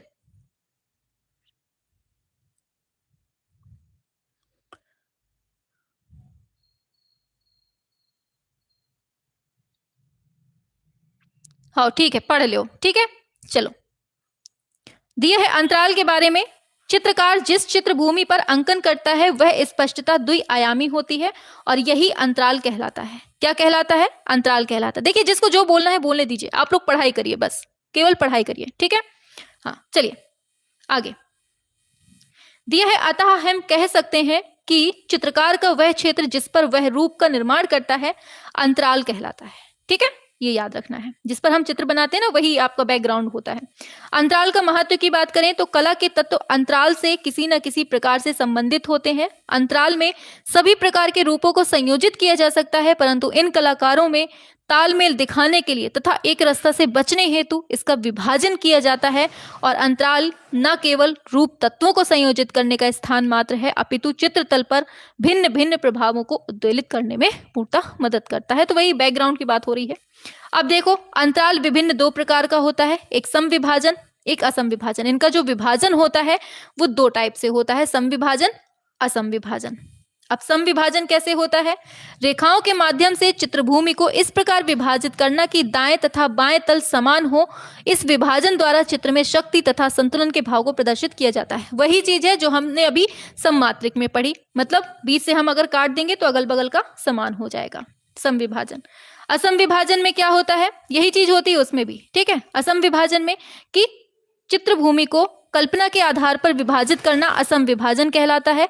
इस विभाजन द्वारा चित्र में गति तथा तनाव को प्रदर्शित किया जाता है। पूछा जाता है किसके द्वारा? असम विभाजन के। और इसके अतिरिक्त इसमें द्विआयामी चित्रतल पर कलाकार वस्तु का त्रिआयामी प्रभाव दिखाने में समर्थ होता है और वस्तुओं में निकटता, दूरी अथवा घनत्व का आभास परिप्रेक्ष्य के द्वारा अंतराल में संयोजित किया जा सकता है। यह आपका हो जाएगा, ठीक है। आगे बढ़ते हैं। अब सक्रिय तथा सहायक अंतराल की बात करें तो चित्र में सबसे अधिक आकर्षित करने वाला स्थान जो होता है वो क्या होता है? सक्रिय अंतराल कहलाता है। इसमें चित्र की प्रधान व महत्वपूर्ण आकृतियां संयोजित की जाती हैं। यहाँ पर चित्र बनाया जाता है, ठीक है। चित्र का वह शेष भाग जो पृष्ठभूमि के रूप में रहता है सहायक अंतराल कहलाता है, ठीक है। याद रखना, जो पीछे का होता है। ये दोनों अंतराल एक दूसरे को प्रभावित करते हैं। मुख्य आकृति के आधार पर ही सहायक आकृति को सुनिश्चित किया जाता है, ये भी दिमाग में रखना है। आगे बढ़ते हैं। अब चित्र संयोजन के सिद्धांत आ जाते हैं। बस इसके बाद फिर आपके एमसीक्यूज स्टार्ट हो जाएंगे, ठीक है। चलो आते हैं। तो चित्र संयोजन के सिद्धांत में आप लोगों को फटाफट से हम करवा देते हैं, फिर एमसीक्यूज स्टार्ट होते हैं। दिया है जब कलाकार चित्र के तत्व जैसे रेखा, रूप, रंग, तान, ये सब हम देख चुके हैं ना पीछे, आदि को सुनियोजित तथा कलात्मक रूप में प्रयोग करके अपने भावनाओं की अभिव्यक्ति चित्र में मतलब चित्र रूप में करता है तो वह संयोजन कहलाता है। मतलब सभी को बिल्कुल से नाप तौल के हर चीज का बिल्कुल से गठीलापन, हर चीज दिखाया जाता है चित्र में। जब वो पूरा बन जाता है उसको संयोजन बोलते हैं, कि किस तरह से उसने संयोजित किया है चीजों को, रंगों को और उसकी रूपरेखा को। संयोजन को प्रभावी बनाने के लिए चित्रकला के तत्वों का प्रयोग संयोजन के सिद्धांतों के आधार पर किया जाता है। अब क्या होता है इसमें? संयोजन के कितने सिद्धांत? 6 सिद्धांत। कौन कौन से? सहयोग, सामंजस्य, संतुलन, प्रभाविता, लय, परिप्रेक्ष्य। इन्हीं के माध्यम से हम चित्रों को बनाते हैं। अब सहयोग की बात करें, सहयोग का मतलब क्या होता है कि चित्र संयोजन के विभिन्न तत्वों में अनुभूत एकता, समानता तथा एक प्रकार का संबंध जो समस्त संयोजन को एकता के सूत्र में बांधे रहता है। चित्र के विभिन्न तत्वों के इस तर्क संगत संबंध को सहयोग कहते हैं। कुल मिलाकर यह है कि सभी चीजों को जोड़कर रखना चित्र में, वही सहयोग होता है, ठीक है। ये है इसमें। सामंजस्य की बात करें तो सामंजस्य भी वही चीज है, सेम टू सेम सहयोग की तरीके ही सामंजस्य होता है कि बिल्कुल से एकदम अनुपात में हर चीज। सामंजस्य कला सृजन का वह सिद्धांत है जिसके द्वारा चित्र के सभी तत्व जैसे आकृति, वर्ण, तान आदि एक दूसरे के साथ मेल खाते हुए प्रतीत हों, चित्र में निरर्थक विकर्षण तत्व ना आने पाए, ठीक है। बिल्कुल संतुलन की स्थिति बनाए रखना। आगे संतुलन की बात करें, संतुलन भी वही चीज है, मतलब एक दूसरे से जुड़े हुए हैं ये सब चीजें, ठीक, ये याद रखना है। संतुलन एक ऐसा सिद्धांत है जिसके माध्यम से चित्र के विरोधी तत्वों को व्यवस्थित किया जाता है और संतुलन के अंतर्गत चित्र में रेखा, रूप, रंग सभी को इस प्रकार व्यवस्थित किया जाता है कि कोई भी तत्व अनावश्यक भार युक्त प्रतीत ना हो। यदि ऐसा हुआ तो चित्र असंतुलित हो जाता है। मतलब संतुलन बनाए रखना चित्र में, यही चीज है। यदि कलाकार चित्र के एक भाग में कुछ रूपाकृतियां अंकित करता है और अंतराल का दूसरा भाग रिक्त छोड़ देता है तो ये गलत होगा, क्योंकि इसमें अंतराल के उस भाग का भार बहुत बढ़ जाएगा जिससे रूपों की रचना हुई है, और इसके विपरीत अंतराल का रिक्त भाग भार शून्य लगेगा। अतः इसे सही करने के लिए अंतराल के रिक्त भाग में भी कुछ रूपों का निर्माण करना चाहिए, तभी चित्र संतुलित प्रतीत होगा। ये चीज होती है। इसके बाद यदि रूप को चित्र के केंद्र में बना दिया जाए तो यह भी अनुचित होगा, क्योंकि रूप के चारों ओर से समान दबाव पड़ेगा जिससे हमारी आंखें अतिशीघ्र थक जाती हैं। अतः रूप को केंद्र से कुछ हटाकर बनाना चाहिए। इस प्रकार रंगों को भी संतुलन के आधार पर, समझ रहे हैं ना आप लोग, कि बिल्कुल एकदम संतुलित करके ही चित्र बनाना, यही चीज होती है इसमें, ठीक। प्रभाविता की बात करें तो प्रभाव जो देखने, किसी चित्र को देखकर जो प्रभाव पड़ता है वही चीज प्रभाविता में आ जाएगी। ठीक है, ये समझ रहे होंगे आप लोग। लय की बात करें, लय में क्या होता है इसको समझ लीजिए। सामंजस्यपूर्ण अवयवों की पुनरावृत्ति से उत्पन्न निरंतरता को, ये डायरेक्ट हूबहू लाइन पूछ ली जाती है, इसको याद कर लो। सामंजस्यपूर्ण अवयवों की पुनरावृत्ति से उत्पन्न निरंतरता क्या कहलाता है? लय कहलाता है। ठीक है, लय का चित्रकला में विशेष महत्व है क्योंकि दर्शक की दृष्टि यदि एक ही दिशा में बढ़ती जाती है तो उसे नीरसता उत्पन्न होती है। मतलब कि ऐसा होना चाहिए कि हम अगर एक चित्र को देख रहे हैं उस कोने में, तो उस कोने में तो हम देख ही रहे हैं, बहुत अच्छा लग रहा है, तो दूसरा कोना भी वैसा ही होना चाहिए अच्छा, ताकि हम उस कोने पर भी उस पर नजर डाल सकें। ठीक है, यस मैम, शाबाश। अरे अंकिता जी आप महान हो। ठीक है, प्लीज पढ़ लीजिए आप लोग। ठीक है, हाँ पढ़ लीजिए।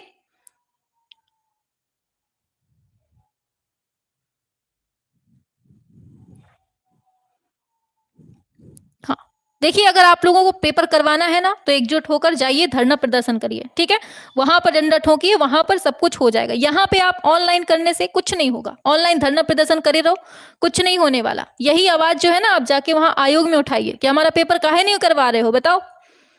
अभी सितंबर के लिए उन्होंने कहा है, हाँ सितंबर के लिए उन्होंने कहा है पेपर के लिए, थोड़ा सा वेट कर लीजिए। 2 साल वेट कर लिया, थोड़ी 1 महीना और खिसक लो। नहीं करते हैं तो फिर लेके जाओ डंडा, बोलो कि काहे नहीं किया, सितंबर में बोले थे। ठीक है, चलो आगे बढ़ते हैं। परिप्रेक्ष्य की बात करें, अब आपके एमसीक्यूज स्टार्ट होने वाले हैं। ठीक है, तो जो लोग भाग गए हैं उनको फटाफट से लिवा लाइए। चलिए परिप्रेक्ष्य की बात करते हैं। तो परिप्रेक्ष्य के माध्यम से जो है ये बहुत इंपॉर्टेंट है, यहां से पढ़ना अच्छे से। द्विआयामी धरातल पर त्रिआयामी प्रभाव दिखाया जाता है किसके माध्यम से? परिप्रेक्ष्य के माध्यम से। यहां आपको बहुत इंपॉर्टेंट है, ये पूछा जाता है। तो इसके अंतर्गत निकटता तथा दूरी के आधार पर पास की वस्तुएं आकार बड़ी व वर्ण में निखार तथा दूर की वस्तुएं आकार में छोटापन वर्ण, ये सब जो है देखने को मिलता है। ये आप कुल मिलाकर यहां से दम से पूछा जाता है कि द्विआयामी धरातल पर अगर हमें त्रिआयामी प्रभाव दिखाना है तो किसके माध्यम से? परिप्रेक्ष्य के। बस आपको ये याद रखना है अच्छे से। ठीक है, चलिए आगे चलते हैं नेक्स्ट पर। चलिए अब आते हैं आपके एमसीक्यूज। ठीक, तो अब रेडी हैं सभी लोग एमसीक्यूज के लिए? फटाफट से बताइए, एमसीक्यूज के लिए तैयार हैं? अब आते हैं आपके एमसीक्यूज, तो बस जादू करें, एमसीक्यूज लाएं आपके सामने।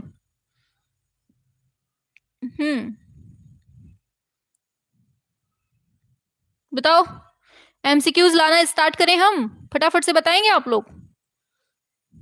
हमने थ्योरी पढ़ा दी पूरी, अब यहीं से आपके क्वेश्चंस बनेंगे। बताओ जल्दी से, क्या किया जाए, पढ़ाया जाए? बहुत बढ़िया, रेडी हैं सभी लोग? चलिए जादू करते हैं, चुटकियों में जादू होगा।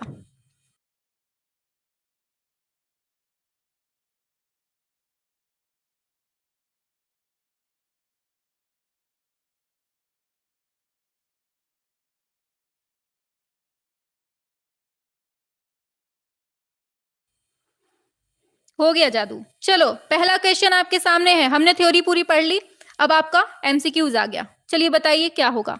मूल रंग के समूह कौन से हैं? काला है, लाल पीला, नीला पीला है, नीला हरा लाल है, या पीला नीला है? बताइए मूल रंग के समूह कौन से हैं? अभी अभी हम लोग पढ़ के आए हैं, फटाफट से बताइए।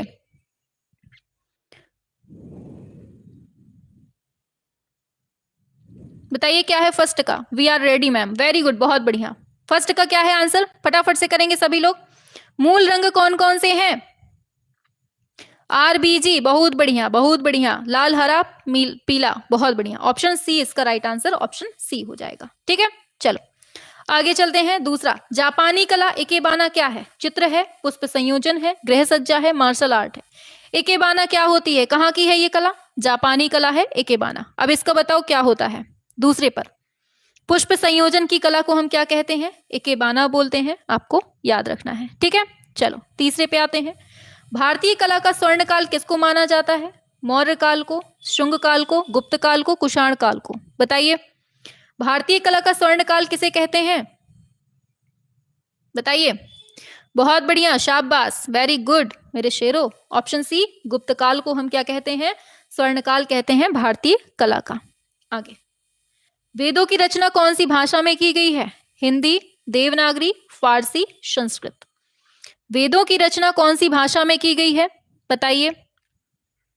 चौथे नंबर का डी, डी डी, बहुत बढ़िया, ऑप्शन डी, संस्कृत भाषा में वेदों की रचना हुई है। आगे, द्वितीय श्रेणी के रंग कौन से हैं ये बताइए। लाल पीला नीला है, श्वेत पीला काला है, हरा बैगनी नारंगी है, इनमें से कोई नहीं। बताइए क्या है? द्वितीय श्रेणी के रंग कौन से हैं? बहुत बढ़िया, सब कुछ पढ़ा है, बहुत बढ़िया। ऑप्शन सी, हरा बैगनी नारंगी, ऑप्शन सी हो जाएगा। वुडकट टेक्निक कौन सी कला के अंतर्गत आती है? चित्रकला, छापा कला, पुष्प संयोजन, पॉटरी। 6 नंबर पे आइए।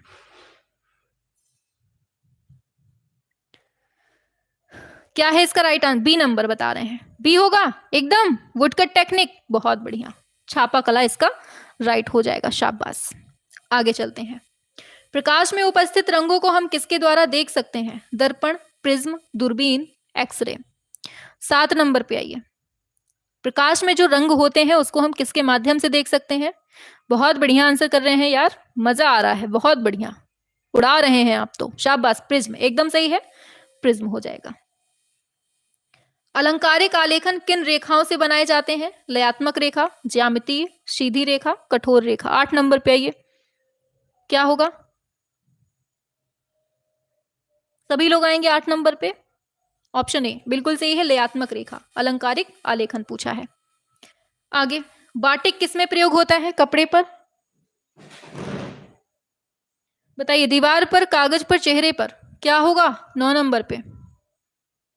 ऑप्शन ए क्या होगा? कपड़े पर। ठीक है, चलिए आगे बढ़ते हैं। कामसूत्र के रचयिता कौन है? बताओ जल्दी से, क्या होगा इसका राइट आंसर? कामसूत्र के रचयिता कौन है ये बताइए। कामसूत्र के रचयिता Vatsyayan, Bharat Muni, Yashodhar Pandit, Shri Kumar. 10 number, option A Vatsyayan हो जाएगा, बहुत बढ़िया, शाबाश, ऐसे ही आंसर करना है। रौद्र रस का रंग कैसा है? नीला है, काला है, लाल है, पीला है, कैसा है? 11 नंबर पे आइए। हाँ, शाबाश, लाल रंग जो है ना वो रौद्र रस का रंग है। ठीक है, चलिए, निम्न में से एक त्रिआयामी कला कैसी होती है? बताओ। काव्य कला है, चित्रकला है, मूर्ति कला है, लिपि कला है। त्रिआयामी कला पूछी है 12 नंबर पे, क्या होगा? क्या होगा? सी नंबर, बहुत बढ़िया, शाबाश, बहुत बढ़िया, गजब का, अब मजा आ रहा है मैम। हाँ, ऐसे ही आएगा मजा, पढ़ते रहो बस। हाँ, मूर्ति कला जो है ना ये आपकी त्रिआयामी में हो जाएगी। ठीक है, चलो, कागज की कतरनों को हम क्या कहते हैं? बताइए, कागज की कतरन से जो चित्र बनते हैं उसको क्या कहते हैं? Intaglio, lithograph, collage, graphics. बताइए, कागज की कतरन से जो चित्र बनते हैं उसको क्या कहते हैं? 13 नंबर पे आएंगे, बहुत बढ़िया, क्या कहते हैं इसको? कोलाज बोलते हैं, ऑप्शन सी हो जाएगा। आगे, निम्न में से मोम का प्रयोग किस विधि में चित्रण कार्य में होता है? कोलाज, मोम की बात हो रही है, मोम का यूज कहाँ होता है? भित्ति, बाटिक, फैब्रिक, क्या होगा राइट आंसर? हाँ, कागज की कतरन कोलाज और फोटो की मोन्टाज, बहुत बढ़िया रंजना, वेरी गुड। चलिए इसको बताइए। मैम मेरा मैसेज देख लो, सीमा जी, क्या हो गया भाई, क्या हुआ आपको? चलिए आंसर करिए फटाफट से। 14 क्या होगा? क्या होगा फटाफट से बताइए। मोम का यूज किसमें करते हैं हम लोग? 14 नंबर, बताओ जल्दी से। बहुत बढ़िया, बाटिक, ऑप्शन सी हो जाएगा।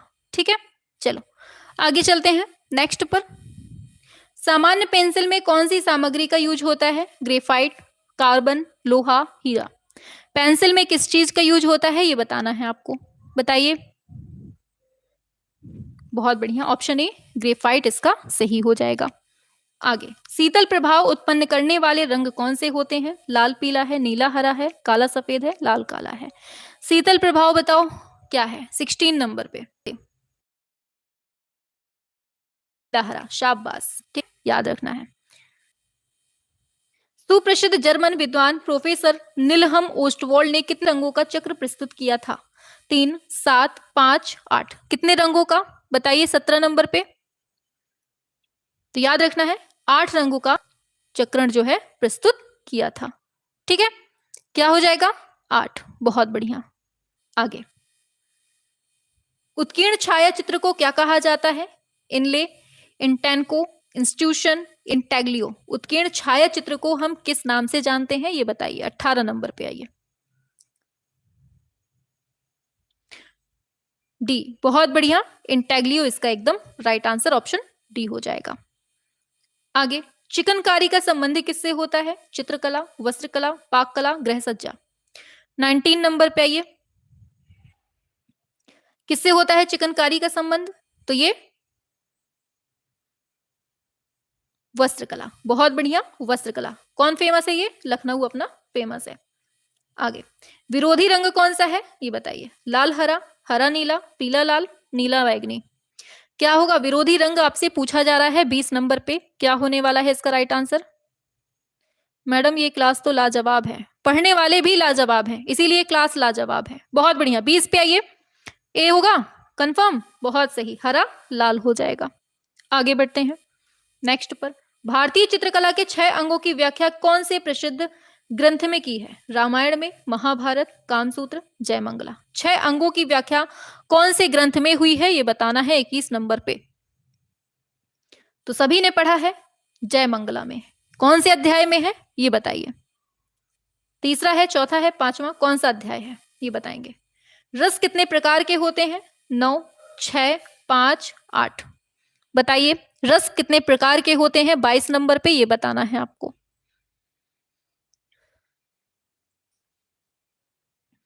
बहुत बढ़िया, 22 नंबर पे ये क्या है? ए नंबर एकदम सही है आपका। 9 होते हैं रस, ठीक है। कितने होते हैं? 9 होते हैं।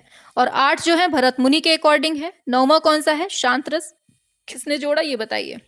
चलिए, वॉश पेंटिंग की स्टार्टिंग किसने की है? नंदलाल बोस ने, रविन्द्रनाथ टैगोर ने, अवनींद्रनाथ टैगोर ने, छतीनाथ मजूमदार ने। और देखिए क्लास अगर पसंद आए लाइक जरूर करना है, कमेंट में बताना जरूर है कि आपको क्लास कैसी लगी, ठीक है। और ऐसी ही क्लास महामैराथन कुछ ना कुछ दिन में आनी चाहिए कि नहीं ये भी बता दीजिएगा। हाँ, सी नंबर बताया है अवनींद्रनाथ टैगोर, एकदम करेक्ट है, ऑप्शन सी हो जाएगा।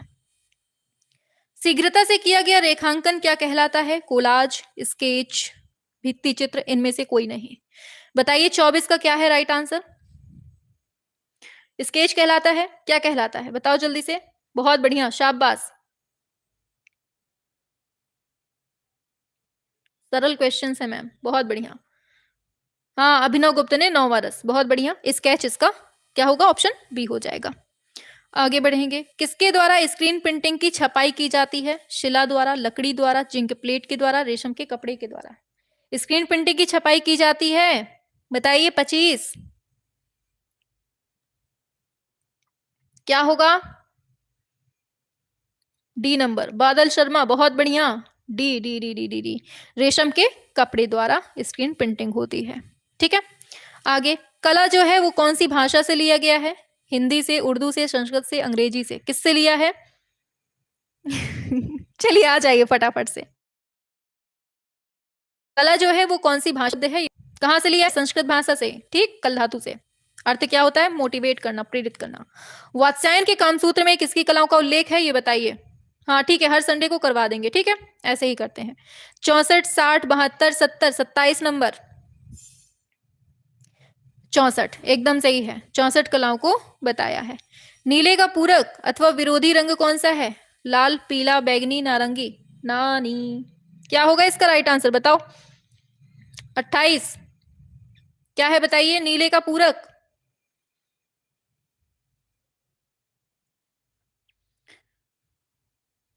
बहुत बढ़िया, क्या होगा? नारंगी, बहुत बढ़िया, शाबाश, क्या होगा? नारंगी, ऑप्शन डी हो जाएगा। आगे चलते हैं नेक्स्ट पर। दिया है उस तत्व का नाम बताइए जिसके अभाव में चित्र रचना संभव नहीं है। रेखा है, धरातल है, रूप है, रंग है। किसके अभाव में चित्र नहीं बनाया जा सकता है ये पूछा जा रहा है आपसे 29 नंबर पे। बी नंबर, धरातल के अभाव में कुछ नहीं हो सकता। धरातल ही नहीं होगा तो क्या करेंगे। नाट्य शास्त्र में भरत मुनि ने कितने भावों का वर्णन किया है बताइए। 49, 42, 45, 36। बताइए भरत मुनि ने नाट्य शास्त्र में कितने भाव दिखाए हैं? 30 नंबर पे आएंगे, बताइए।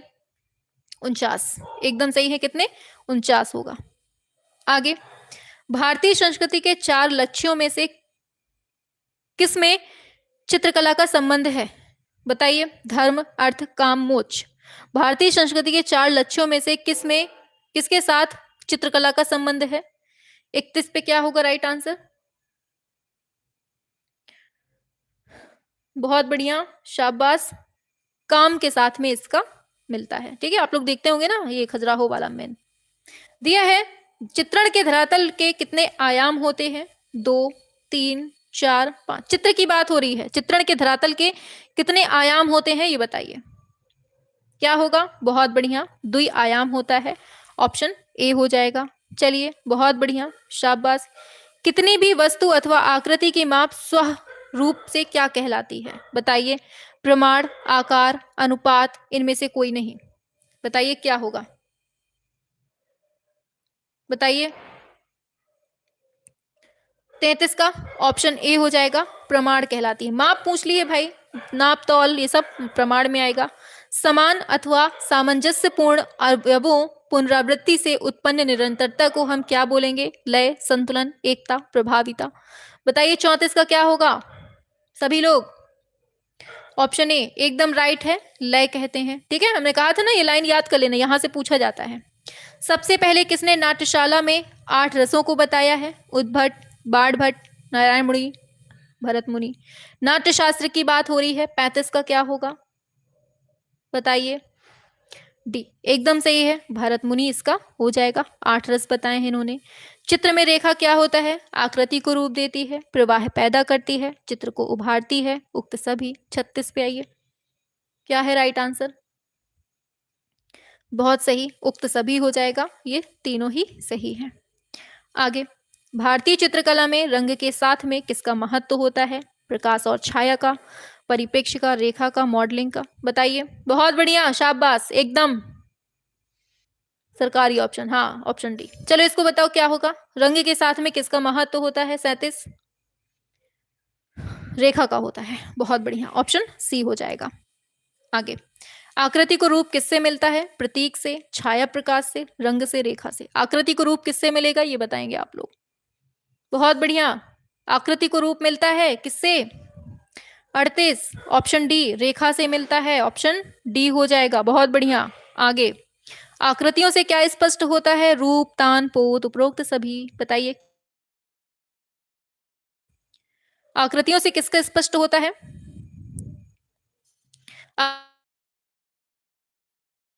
रूप असल में टूट पड़ेंगे, बस रूप होता है। ठीक है, चित्र में प्राण किसके द्वारा आता है? लय से, रंग से, रेखा से, उक्त सभी से। बताइए 40 का क्या होगा? चित्र में प्राण आता है, लय से आता है। ऑप्शन ए इसका सही आंसर हो जाएगा। ठीक है, चलिए आगे। वात्स्यायन रचित कामसूत्र की जो टीका है उसमें कला के जो 6 अंग बताए हैं वो किसने बताए हैं? भरत मुनि, यशोधर, बाणभट्ट, कालिदास। गलती नहीं करनी है, सब पढ़ चुके हैं और फटाफट से करेंगे आंसर। 41 बहुत बढ़िया, यशोधर पंडित हो जाएगा। हाँ, बहुत अच्छी मैराथन है, अच्छे से पढ़ लेना पूरा। ठीक है, शुरू से लास्ट तक। और पसंद आए तो लास्ट में एक बार कमेंट जरूर कर देना सभी लोग। ठीक है, कि क्लास कैसी लगी। कमेंट सभी के आने चाहिए आज की क्लास में। ठीक है, आज हम सभी से चाहेंगे कि आप लोग कमेंट करें। ठीक, हाँ चलिए बताइए, रस का मतलब क्या होता है? अच्छी कलाकृति है, कलाकृति में प्रदर्शित भाव है, कलाकृति का विषय है, यह दर्शक के मन में उत्पन्न आनंद की अनुभूति है। 42 पे आइए, क्या होगा? D number. और देखिए, हमने वेस्टर्न आर्ट जो है ना 13 क्लासों में पूरी कंप्लीट पढ़ाई हुई है। ठीक है, तो आप लोग उसको जाकर प्लेलिस्ट में देख लीजिएगा, पूरी पढ़ लीजिएगा, उतने से ही आपका हो जाएगा। आगे, परिप्रेक्ष्य सिद्धांत में महत्व किसका है? दूरी और निकटता का, प्रकाश और रंग का, विलीयमान बिंदु और क्षितिज रेखा का, उपरोक्त सभी। 43 पे आइए। हाँ हाँ, करवाएंगे करवाएंगे, सब चीज करवा देंगे। चलो 43 पे आओ, दूरी और निकटता का, ऑप्शन ए हो जाएगा। आगे, दृश्य चित्र में परिप्रेक्ष्य का मतलब क्या होता है? वस्तु की स्थिति, वस्तु का रंग रूप, वस्तु का आयतन, उपरोक्त सभी। क्या होगा? वेस्टर्न की भी मैराथन। अच्छा ठीक है, अगले ठीक है, करवाएंगे किसी दिन मैराथन, करवाएंगे वेस्टर्न की, संपूर्ण वेस्टर्न करवाएंगे। ठीक है, चलिए ऑप्शन ए वस्तु की स्थिति हो जाएगा, ऑप्शन ए। ठीक है, चलो एक मकान का अंकन परिप्रेक्ष्य के सिद्धांत के अनुसार क्या है? रैखिक परिप्रेक्ष्य, वायवीय परिप्रेक्ष्य, साधारण परिप्रेक्ष्य, उनमें से कोई नहीं। बताइए क्या है 45 पे? क्या है? एक मकान का अंकन परिप्रेक्ष्य के सिद्धांत के अनुसार रैखिक परिप्रेक्ष्य, ऑप्शन ए हो जाएगा। आगे, विष्णु धर्मोत्तर पुराण किससे संबंधित है? चित्रकला, मूर्तिकला, वास्तुकला, इनमें से कोई नहीं। विष्णु धर्मोत्तर पुराण किससे संबंधित है ये बताना है। सभी लोग बताइए क्या है? 46 नंबर पे ऑप्शन ए चित्रकला इसका राइट आंसर हो जाएगा। आगे, सडंग किसे कहते हैं? बताइए सडंग किससे संबंधित है? चित्रकला से, मूर्तिकला से, वास्तुकला से, स्थापत्य कला से। 47 पे आइए, सडंग किससे संबंधित है ये बताना है आपको। क्या होगा?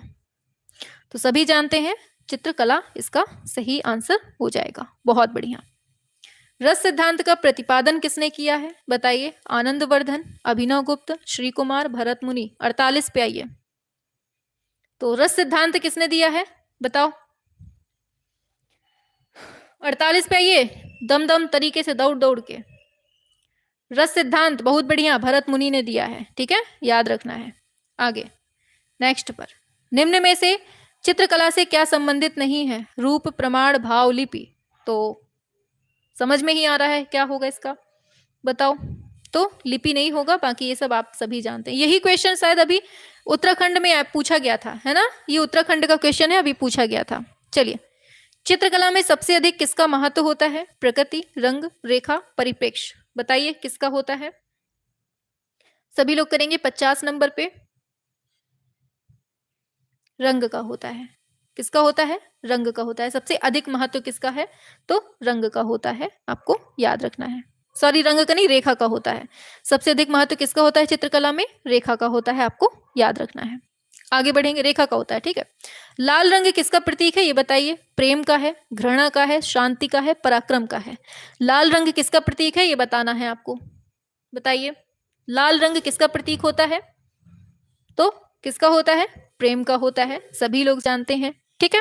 चलो आगे चलते हैं। असंबद्ध क्या है? रेखा, वर्ण, मूर्ति, अनुपात। तो सभी जानते हैं 52 नंबर पे क्या होगा। अच्छा, उत्तराखंड में 6-7 गलत हुए हमसे, बहुत बढ़िया। चलिए 52 पे आइए, क्या है? सी नंबर गलत हो जाएगा, बाकी पढ़ चुके हैं अभी। आगे, पारंपरिक स्थित जल रंग या खनिज रंग। बहुत बढ़िया, शाबाश, बहुत बढ़िया। 53 पे क्या है इसका राइट आंसर ये बताइए। और डेली शाम को 7 बजे और रात में 8 बजे क्लास चलती है आपकी एमसीक्यूज वाली, तो आप सभी को जुड़ना है, ठीक है। हाँ, बहुत बढ़िया। ऑप्शन बी, भूमि से प्राप्त रंग। और आपकी जो रात में 8 बजे चल रही है ना बाज बैच, बहुत इंपॉर्टेंट है। और वो जो क्वेश्चन उसमें करवाए जा रहे हैं बाज बैच में, वो आपके ऐसे क्वेश्चन हैं जो आपके पेपर के धज्जियां उड़ा देंगे, क्योंकि वहां वो क्वेश्चंस करवा दिए जाएंगे आपको जो हूबहू पेपर में मिल जाएंगे, ठीक है। तो आपको वो क्लास जरूर पढ़ लेनी है। जल रंगीय पेंटिंग को जल में कितनी बार डुबोना चाहिए ये बताइए। क्या होगा? बताइए। 1 बार, 2 बार, 3 बार, आवश्यकता अनुसार। बताइए क्या होगा, बताइए क्या होगा।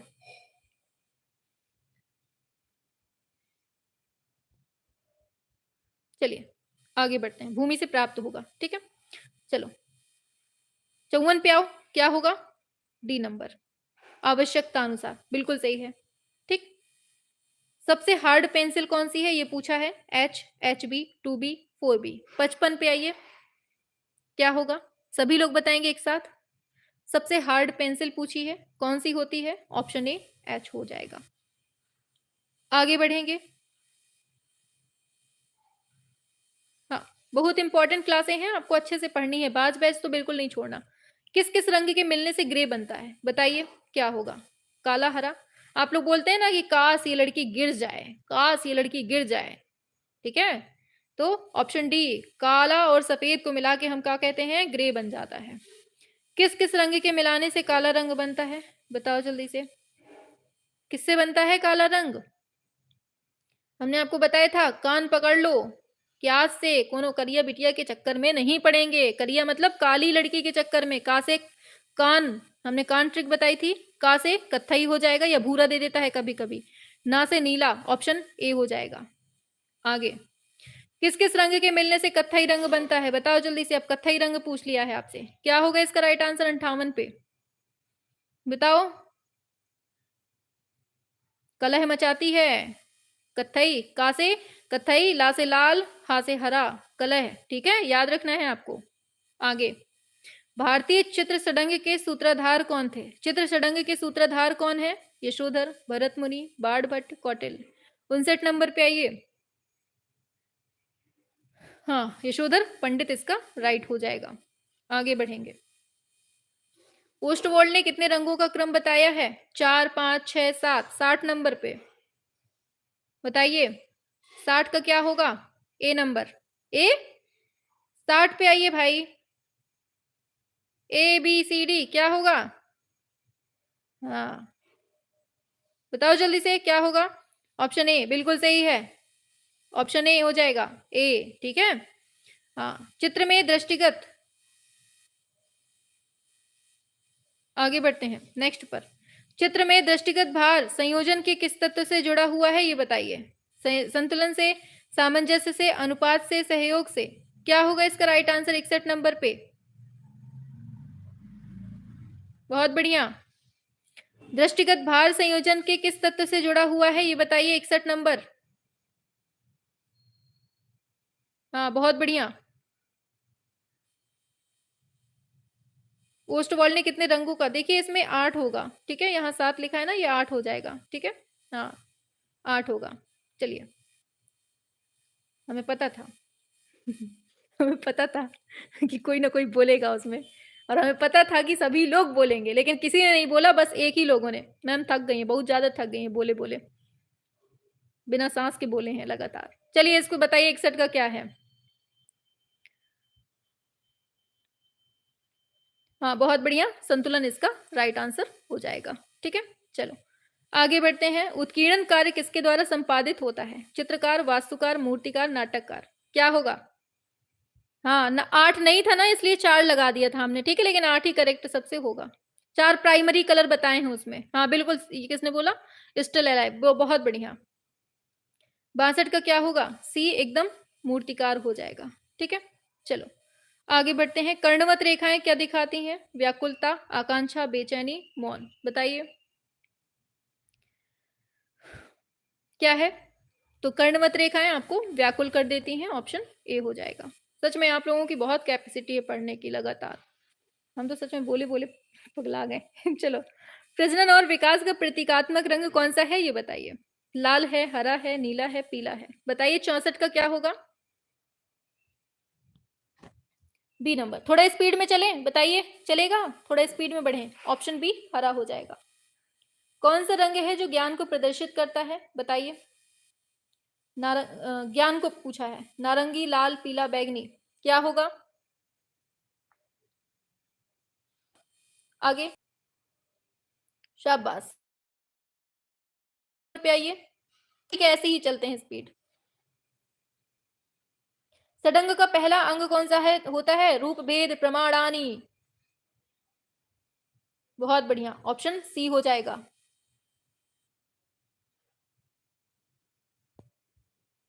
रूप भेद हो जाएगा। आगे, कला नाम प्रवरम चित्रम धर्मार्थ का मोक्षदम पुस्तक से उद्धृत है। कौन सी पुस्तक से? काव्यदर्श से, चित्र सूत्र से, नाट्यशास्त्र से, काम सूत्र से। 67 नंबर पे आइए। बताइए किससे लिया गया है? सभी जानते हैं, वात्स्यायन की चित्रसूत्र से, सॉरी वात्स्यायन की कामसूत्र से इसको लिया गया है। किससे लिया गया है? कामसूत्र से लिया गया है। बहुत बढ़िया, आगे चलते हैं नेक्स्ट पर।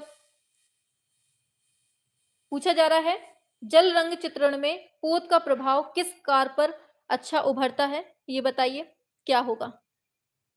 सभी लोग बताएंगे, मोटा, पतला, खुरदुरा, चिकना। चलिए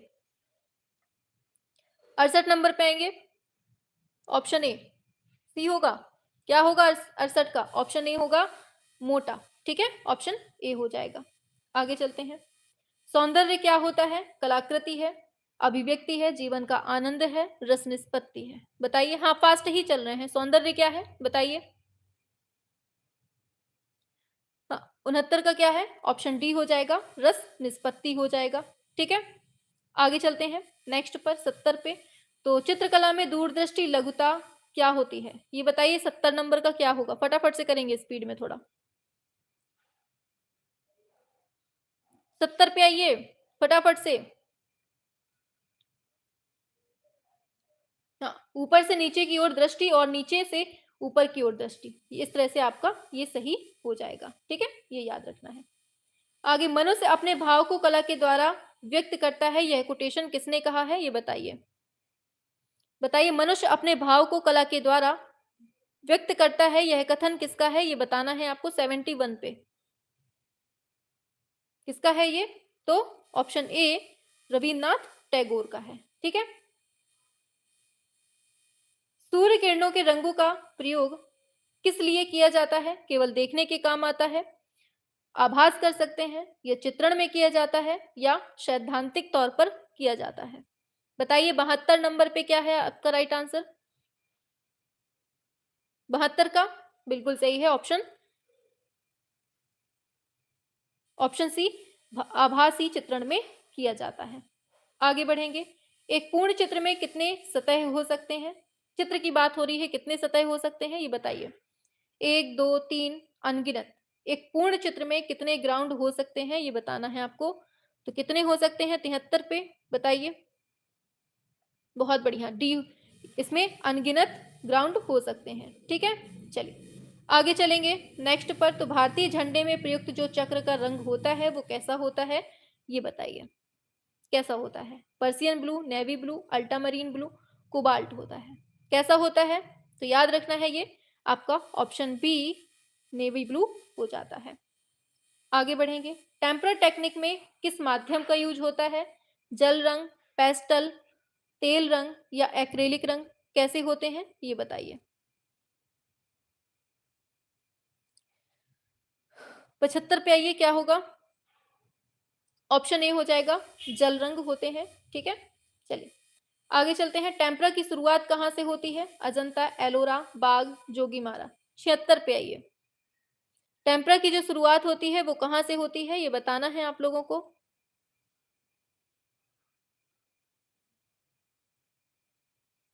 क्या हो गया ये, 76 पे आइए। क्या है, टेम्परा की स्टार्टिंग कहां से होती है ये बताना है आपको। बहुत बढ़िया, अजंता ऑप्शन ए हो जाएगा। आगे चलते हैं नेक्स्ट पर। बंधक किसमें प्रयुक्त किया जाता है, वॉश, बाटिक, तेल, पेस्टल किसमें होता है बताइए। 75 एक बार फिर से बता दीजिए। अच्छा ठीक है, देख लेते हैं अभी। बंधक किसमें प्रयुक्त होता है बताइए, क्या होगा 77 नंबर पे। बंधक किसमें प्रयुक्त होता है, बहुत बढ़िया, बाटिक में इसका यूज होता है। ठीक है, आगे चलते हैं। सम्रांगण सूत्रधार के लेखक कौन है, राजा भोज हैं, भरत मुनि है, भयजीत है, सोमेश्वर है। सम्रांगण सूत्रधार के लेखक कौन है ये बताइए। क्या होगा, सम्रांगण सूत्रधार के, बहुत बढ़िया, राजा भोज इसका सही हो जाएगा। आगे, नाट्यशास्त्र के प्रणेता कौन है बताइए। बार बार पढ़ते आ रहे हैं नाट्यशास्त्र, तो सभी से बन जाएगा, ऑप्शन ए भरत मुनि हो जाएगा। ठीक है, चलो। वर्ण के लिए भारतीय चित्रकला के सडंग में कौन सी शब्दावली यूज होती है, वर्ण के लिए, वर्ण की बात हो रही है तो आप लोग जानते हैं, बहुत अच्छे से पढ़ते आ रहे हैं, वर्णिका भंग इसका एकदम सही सी हो जाएगा। ठीक है, चलो स्पीड बढ़ाते हैं। सादृश्यता का मतलब क्या होता है, समाविष्ट, सहायता, आकृति में समानता, चित्रांकित। तो सादृश्य मतलब समानता, ऑप्शन सी राइट हो जाएगा। आगे, अरस्तु के अनुसार कला क्या है, तो हमने क्या पढ़ा था अरस्तु के बारे में बताओ। अनुकृति, प्रकृति, अभिव्यक्ति, अनुकृत। बताइए क्या पढ़ा था, बस बस 20 क्वेश्चन और बचे हैं, खत्म हो जाएगा। हाँ, अनुकृति पढ़ी थी, ऑप्शन ए हो जाएगा। ठीक है, कला एक अभिव्यक्ति है, ये किसने कहा है, प्लेटो, अरस्तु, क्रोचे, फ्राइड। कला एक अभिव्यक्ति है, ये किसने कहा है बताओ जल्दी से। बहुत बढ़िया, ऑप्शन सी हो जाएगा, क्रोचे ने कहा है कला एक अभिव्यक्ति है। ठीक है, चलो आगे चलते हैं। भारतीय चित्रकला के सडंग में अनुपात, अनुपात शब्द जो है किसको डिनोट करता है, प्रमाण, सादृश्य। ये किससे, तो प्रमाण का मतलब होता है अनुपात, मापतौल। दिया है मोनोक्रोम का मतलब की टोन, द्वितीय रंग की टोन, काला, सफेद, गोरी और हरा टोन। मोनो का मतलब होता है एक। ठीक है, तो मोनो का मतलब एक होता है, तो बस एक ही रंग की टोन, एकदम सही, ऑप्शन ए हो जाएगा। आगे बढ़ेंगे। चित्र की विधि क्या कहलाती है? माध्यम, पद्धति, तकनीक, लाइजिंग क्या कहलाती है ये बताइए। चित्रण की जो विधि है वो क्या कहलाती है ये बताना है 86 नंबर पे। तो उसको हम टेक्निक बोलते हैं। क्या बोलते हैं? टेक्निक बोलते हैं, आपको याद रखना है। आगे, फ्रेस्को की टेक्निक कैसी होती है? तो फ्रेस्को की जो होती है, फ्रेस्को भी होती है, बूनो भी होती है, दोनों ही टेक्निक जो है। बस 10 क्वेश्चन और बचे हैं, रुके रहिए, ठीक है, सी हो जाएगा। आगे, दर्शक को घन में कितने तल दिखाई देते हैं? तो दिखाई देने की बात हो रही है, तो 3 तल दिखाई देते हैं और 6 होते हैं आपके, ठीक है, 3 दिखते हैं। आगे, सेरीग्राफ में किस कपड़े का यूज होता है? टैरन, नायलॉन, बॉटिक या सिल्क? तो सेरीग्राफ में हम किसका यूज करते हैं? सभी को पता है, सिल्क का इसमें यूज किया जाता है। आगे बढ़ेंगे। प्राइमिंग किसमें प्रयुक्त की जाती है? सेरीग्राफ, वॉश, तेल, ओलियोग्राफ। किसमें होती है? प्राइमिंग किसमें प्रयुक्त की जाती है? 90 पे आइए, सभी लोग करेंगे एक साथ। बहुत बढ़िया, सेरीग्राफ, शाबाश। क्या होगा? 90। प्राइमिंग का किसमें यूज करते हैं? बताओ। आपकी आवाज थकी थकी लग रही, थक थक गए हैं हम सच में। हाँ, थक ही गए हैं। सेरीग्राफ इसका एकदम सही हो जाएगा। आगे बढ़ते हैं। फिक्सेटिव किसमें प्रयुक्त होता है ये बताइए। तेल में, पेस्टल में, वॉश, स्केचिंग में। फिक्सेटिव का जो यूज होता है वो किसमें होता है ये बताइए 91 नंबर पे। पेस्टल में होता है, ऑप्शन बी हो जाएगा। लगातार बोले हैं ना, इस वजह से हो गया ऐसा, बीच में रुक जाते तो थोड़ा सा हो जाता। हीटर और स्टोव किसमें प्रयुक्त होता है ये बताइए। Tempera, batik, glass painting, wash painting. 92 number, बताइए क्या है? बी नंबर, बाटिक में होता है, ठीक। आगे, पैटर्न क्या होता है? रंगों की तान है, रंग एवं आकारों का पूर्णांकन है, खनिज आकार है, रेखांकन टेक्निक है। बताइए क्या होगा? पैटर्न क्या होता है? 93। रंग और आकारों का पूर्णांकन हो जाता है, ठीक है, ये याद रखना है, ऑप्शन बी हो जाएगा। टेक्सचर क्या है? धरातल का गुण है, तेल की प्रकृति है, तकनीक है, सही अनुपात है। बताइए क्या है? टेक्सचर क्या है ये बताइए। 94 नंबर, तो ये धरातल का गुण हो जाता है, ऑप्शन ए हो जाएगा, ठीक है। चलो, चारकोल किस लकड़ी से बनता है? सागौन, अंगूर, चीड़, आम। किससे बनता है सागौन ये बताइए 95 नंबर पे। हाँ हाँ बिल्कुल, आगे से ध्यान रखेंगे इस चीज का। बताइए चारकोल किससे बनता है? 95, ए नंबर, सागौन से बनता है। आगे, कैथारसिस का सिद्धांत किसने प्रतिपादित किया? प्लेटो, फ्रायड, अरस्तु, रस्किन। बताइए कैथारसिस का जो सिद्धांत है वो किसने दिया है? 96 नंबर पे, अरस्तु। किसने दिया है? बहुत बढ़िया, अरस्तु ने इसको दिया है, ठीक है। चलिए आगे चलते हैं। इंटेग्लियो क्या है? छपाई का प्रथम अंकन है, सेरीग्राफ है, छापा कला है, कोरोग्राफ है। बताइए इंटेग्लियो क्या है? बस 3 क्वेश्चन और। छापा कला, ऑप्शन सी हो जाएगी। आगे चलते हैं नेक्स्ट पर। दिया है आधुनिक आधुनिक वुडकट छापा चित्रकार ब्लॉक रंग लगाने के लिए किसका इस्तेमाल करता है? 98 पे आइए। तो आंसर हो जाएगा डी, रोलर का यूज करता है ये, ठीक है। चलिए आगे चलते हैं नेक्स्ट पर। चमड़ा रोलर का इस्तेमाल किसमें होता है? Linocut, woodcut, lithograph, etching. किसमें होता है बताइए। बहुत बढ़िया, लिथोग्राफी में। आगे, खसड़ा क्या होता है? स्केच, टेक्निक, चित्र के किनारे की पट्टी, बुनावट। खसड़ा क्या है ये बताइए। ऑप्शन ए इसका एकदम सही हो जाएगा, स्केच एकदम सही हो जाएगा, ठीक है। तो इस तरह से आज हमने पढ़ लिए हैं, ठीक है। क्लास कैसी लगी आप लोगों को ये बताइए। लास्ट में आते आते तो हालत खराब हो गई सच में। पता है बाकी टीचर्स क्या करते हैं कि बीच बीच में थोड़ा थोड़ा सा मतलब रुक रुक कर बोलते हैं, एक शब्द को, एक लाइन को 1 मिनट में। हम थोड़ा स्पीड में बोले हैं ना, इस वजह से थोड़ा दिक्कत हो गई लेकिन थक गए थे बहुत ज़्यादा। ओनली 7 गलत हुए हैं भावना जी, बहुत बढ़िया, बहुत अच्छी क्लास है, वेरी नाइस। आज बहुत गलत हो गए हैं मेरे, कोई बात नहीं, बहुत अच्छी क्लास है पर थक गए। हाँ, लगातार किया ना इस वजह से। आप लोगों ने भी बहुत सपोर्ट किया सच में, मतलब लगातार बने रहे सभी लोग, मज़ा आ गई। तो एक बार जल्दी से दिल उड़ा दीजिए, लाइक कर दीजिए, ठीक है, फटाफट से दिल उड़ा दीजिए, बिल्कुल हमारे पास तक आना चाहिए। बहुत अच्छी क्लास थी। ऐसे ही जो है ना, अगला संडे जो होगा ना, उसमें हम लोग क्या करते हैं, किसी ने अभी बोला था वेस्टर्न करवा दीजिएगा मैराथन। तो एक काम करते हैं, नेक्स्ट संडे वेस्टर्न आर्ट की मैराथन करवाते हैं, ठीक है। जितने क्वेश्चंस हम आपको पढ़ा चुके हैं, सारे क्वेश्चंस आप लोग पढ़ लीजिएगा एक हफ्ते में, ठीक है। फिर हम उसका पूरा मैराथन करवा देंगे, तो आपका और रिवीजन हो जाएगा, ठीक। हम शेड्यूल आज ही लगा देंगे नेक्स्ट संडे का, ठीक है, 7 से 9 बजे का।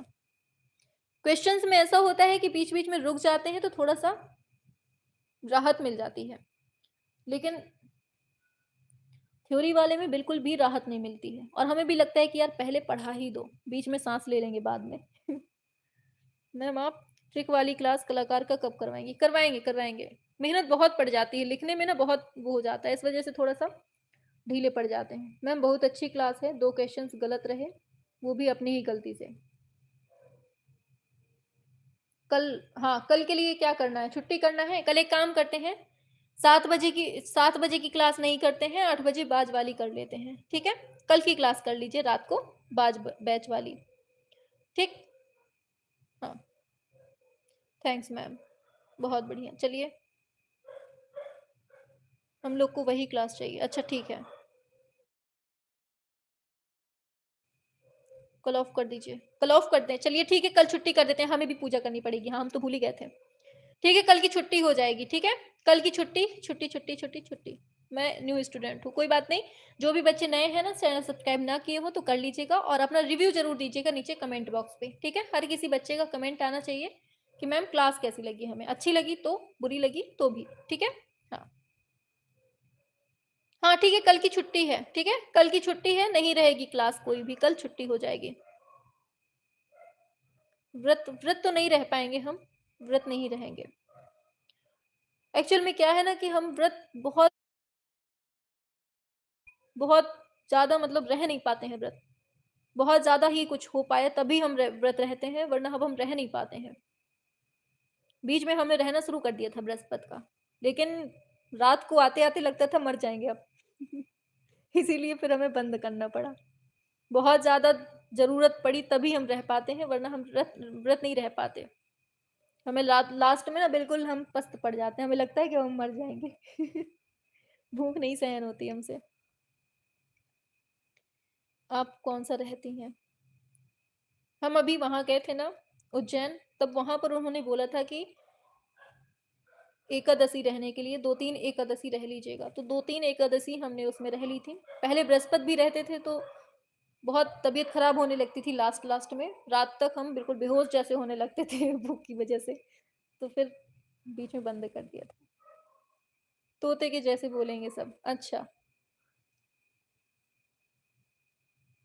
मैम श्रद्धा होनी चाहिए, हाँ बिल्कुल श्रद्धा होनी चाहिए। हमें लगता था कि 12 बज जाए, 12 बजे के बाद खा लें खाना, ऐसा लगता था हमें, बस। हाँ, जन्माष्टमी, हाँ happy Janmashtami, same to you सभी लोगों को। वाह, अपने बीच लंकापति रावण भी हाजिर है, और उनका कहना है सभी नर नारियों को लंकेश का प्रणाम। आए हाय भैया, कहाँ थे महाराज? रामचंद्र जी ने तो आपको ऊपर पहुंचा दिया था, आप ये धरती पृथ्वी लोक में कहाँ से आ गए? क्यों चलिए ये कहाँ से आ गए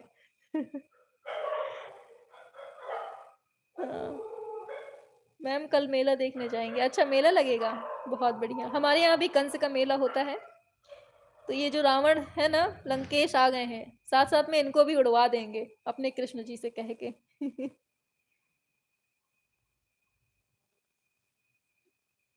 हाँ, रावण अमिट है, काहे को भैया, काहे को, मान जाओ फिर से रामचंद्र जी को अवतार लेना पड़ेगा तुम्हें भगाने को। चलो ठीक है, अब tata bye bye, good night. ठीक है, हो गई बातें। मैम कौन कौन है हमारी क्लास में? अब पूछो मत, बहुते लोग हैं अपनी क्लास में। रावण नाम अमिट है। वाह। चलिए, मैम आपके पढ़ाने का तरीका बहुत अलग है। हाँ, चलिए। एक वो मैडम अंकिता थी। आज सब पधारे हैं अपनी क्लास में। जब सीता स्वयंवर हुआ था ना, तो सभी लोग आए थे। आज अपनी महा मैराथन हुई है, तो अपनी मैराथन में भी बहुत लोग आए हैं। अच्छा अच्छा, हाँ इंस्टाग्राम में, हाँ एक चीज़ और, इंस्टाग्राम में हमारा जो है ना वैष्णवी स्वर्णकार के नाम से है। आप लोग अगर जुड़ना चाहें ना तो जुड़ सकते हैं। उसमें वैष्णवी स्वर्णकार डालिएगा, हमारी फोटो दिख जाएगी आपको, तो वहां पर आपको जाकर फटाफट से जुड़ जाना है। ठीक है, अगर चाहे तो। उसमें केवल फनी वीडियो रहती हैं, आप लोग जुड़ सकते हैं। ठीक, चलिए। टीजीटी का डेट अभी नहीं आई है। स्टाइलिश गर्ल, अभी डेट नहीं आई है। ये पर्दे के पीछे क्यों पढ़ा रही हो? लंकापति, आपकी जैसी हिम्मत वैष्णवी में नहीं है, इसलिए पर्दे के पीछे से ही पढ़ा रहे हैं। प्लीज कुछ करके हमें एक बोर्ड मंगवा देते लंकापति, तो मजा आ जाता। आपकी तो सोने की लंका है, अगर सोने की एक छोटी सी ईंट बेच देंगे तो हमारे लिए एक बोर्ड आ जाएगा। प्लीज कृपया करके भेज दीजिए, एक रिक्वेस्ट है आपसे। हाँ हाँ हाँ, ये सेव कर लीजिए, बहुत इंपॉर्टेंट क्लास है। चलिए,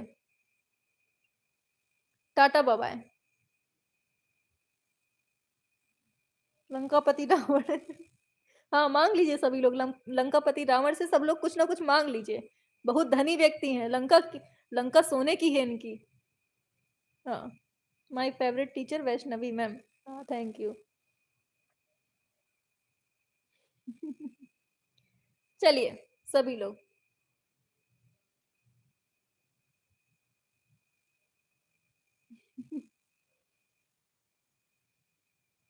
आपकी आवाज पहुंचाई जाएगी शिक्षा विभाग तक। शिक्षा विभाग तक नहीं, अपने आप तक पहुंचा लीजिए, हमें बोर्ड मंगवा दीजिए। बच्चों को बहुत दिक्कत होती है इससे पढ़ाने में। हाँ, चलिए, tata bye bye, good night. मिलते हैं कल। कल की छुट्टी है, परसों मिलते हैं। ठीक है, चलो।